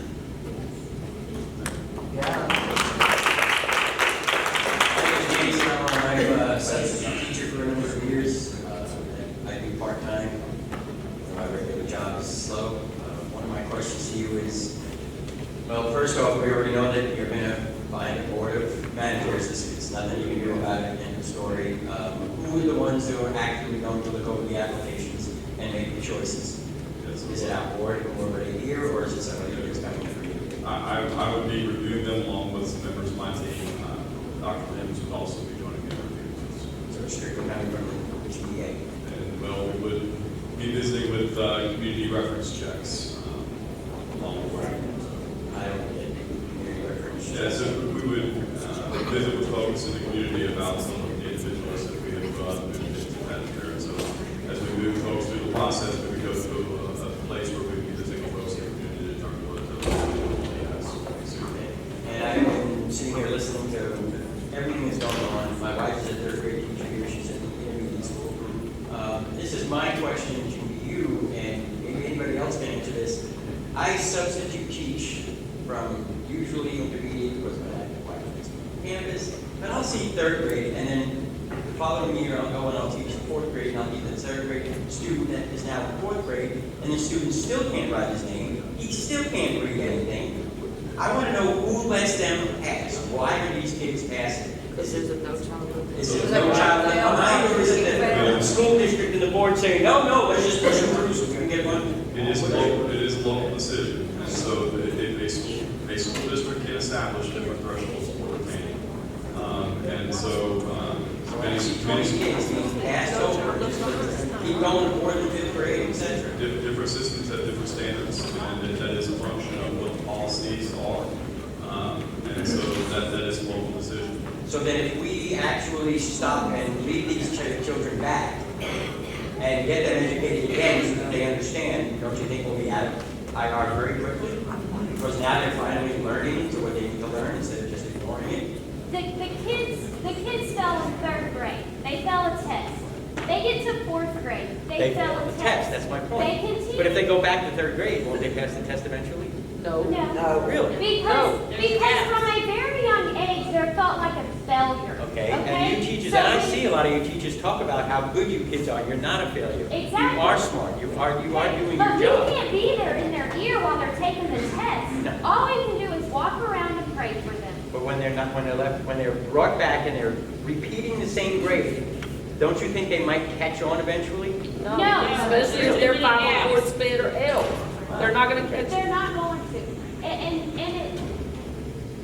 I've been at the high school. I think this is year 8 as the high school counselor.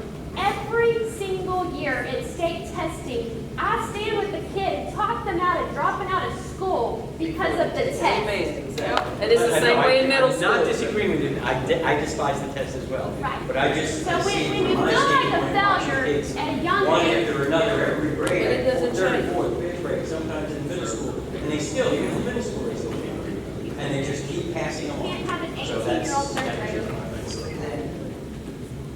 Hopefully I'm the last one you have to hear from, so we can go home, but I'm not from Texas. I know nothing about the STAR test, other than my high school kid aces it, no problem. My daughter in the intermediate, she's not good at tests, she's just not good at focus. What are you gonna do to help our new board managers help those kids that can't test? Because they have anxiety or fear of that We test. have a lot of smart kids, but if they can't pass a test, that's a cookie cutter test, how are you gonna help our managers help them? You know, again, I don't have a plan that I'm coming in here with. And it's going to be something that's developed by the board managers in concert with the server and with the community. But if I appreciate it's that. tests and not the school itself, doesn't the test come from you? So can't you make something to help kids that are bad at tests do better? So there is law that was passed this past legislative session that will allow for us to make some adjustments to the STAR test. And so we could potentially see some changes with the STAR test in the years to come. Thank you. Yes, ma'am. In the years to come. So they're gonna do,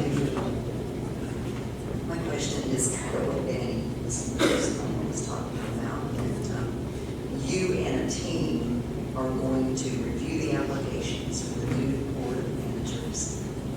And you and a team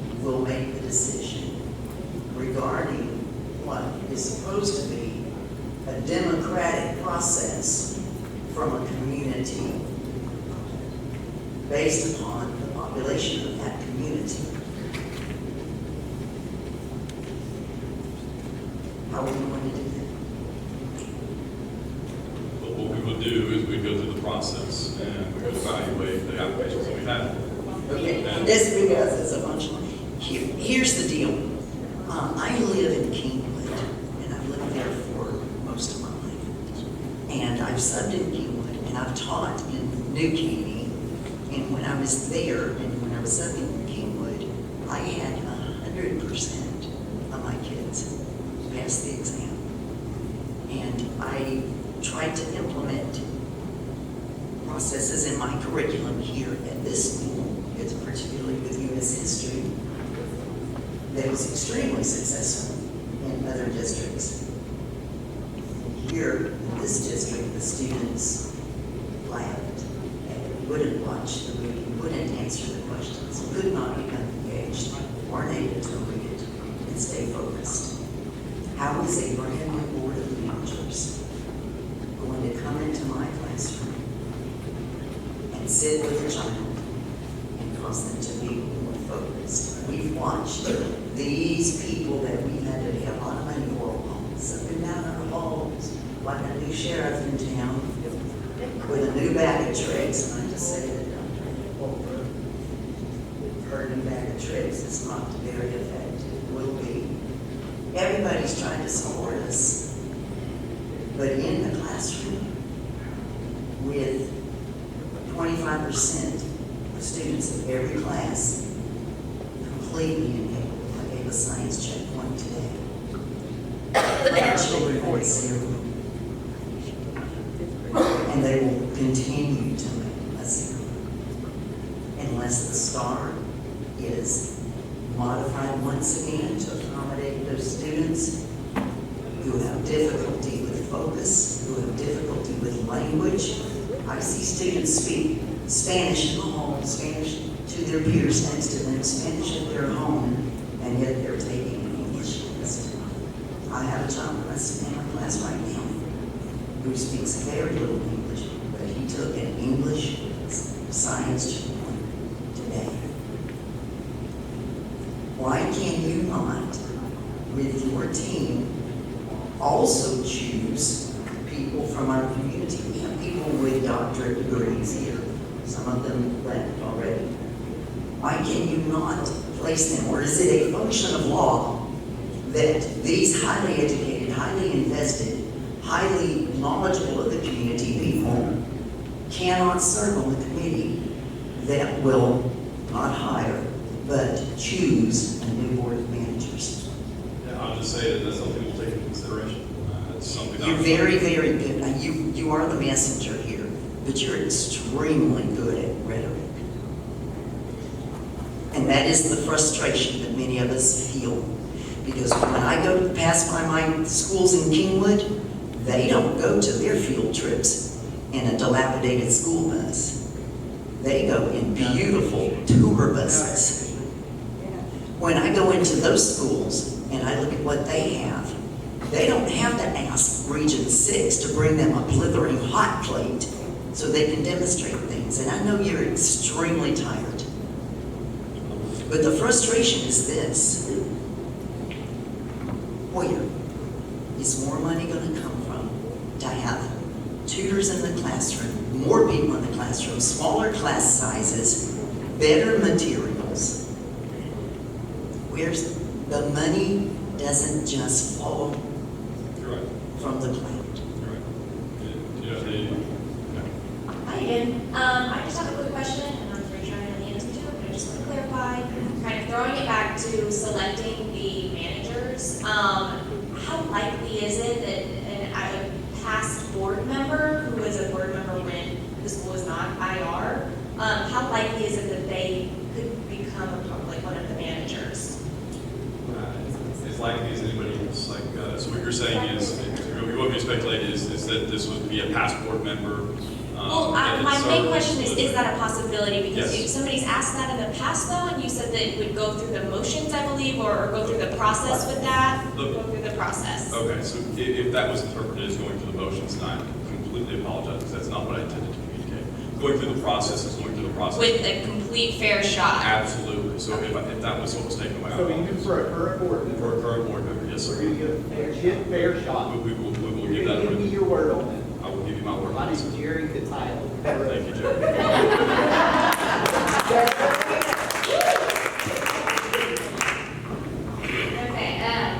Okay, first I'd like to introduce myself. I'm Ann Gallmeyer. I'm an 8th grade English teacher. This is my first year back in Shepherd. I left a year and went to another district because I thought it would be better and it was a lot more money. And I came back because it wasn't Shepherd. Shepherd's my home. My husband's been a teacher here at the high school for 16 years. My son's about to graduate and he's about to go to UT. And yeah, I'm kind of sad about that, but that's okay. I'm an admin, sorry. I have a daughter who is at Texas State who started here in pre-K. And I have another daughter who is a freshman here. And because she's a freshman, she was the first year of IR. She is one of the SPED kids who was not passing. But every year that it mattered for her to pass, she did. Because we took the time, and some other teachers took the time, thank you, Ms. Mullen, too, and Ms. Brown that was back there, too. So, there's nothing that we can say or do at this moment. Guys, I love Shepherd.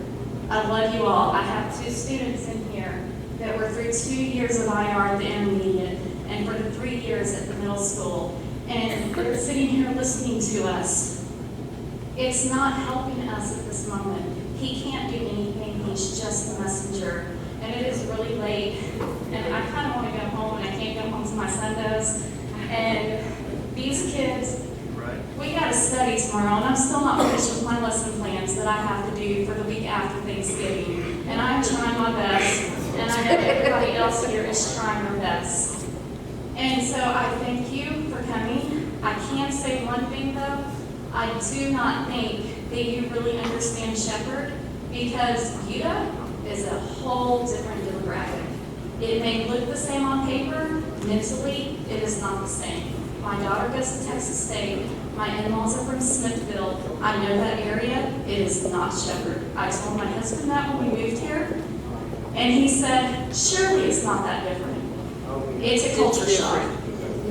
It is a culture shock. I grew up in Spring. I knew what it was going to be like. I love Shepherd. I'm not meeting here.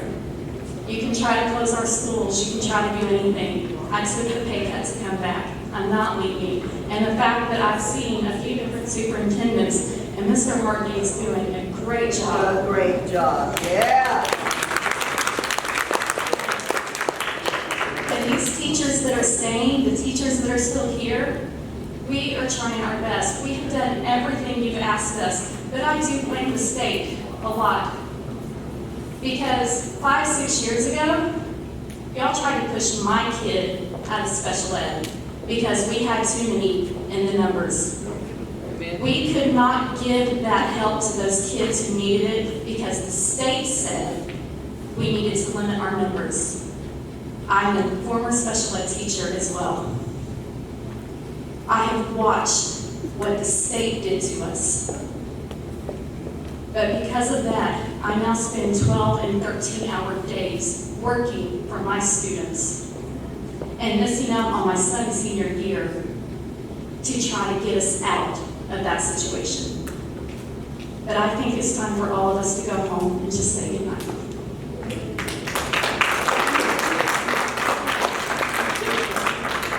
Definitely want to add to that, let's go home. This rating, this decision, it's a hard pill to swallow.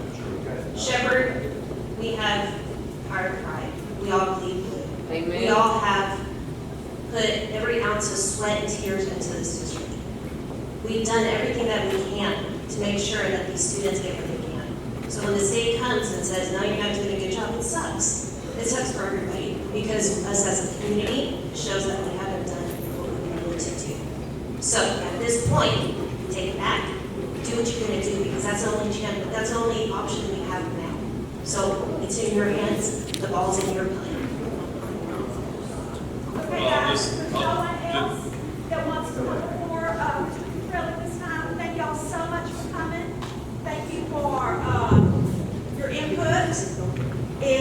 nothing else away from it, just be proud that we're a community that truly cares about our kids and our district.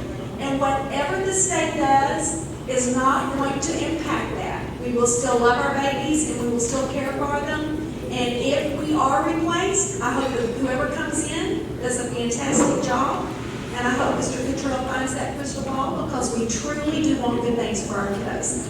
Nothing else, we are adjourned. Y'all be safe on the weekend. I'll just say that, thank you, and I will be seeing you in the weeks and months ahead. And I appreciate your time in coming out and visiting and sharing your thoughts and questions that you have. And so I'll look forward to visiting with y'all in the future. Y'all have a good night.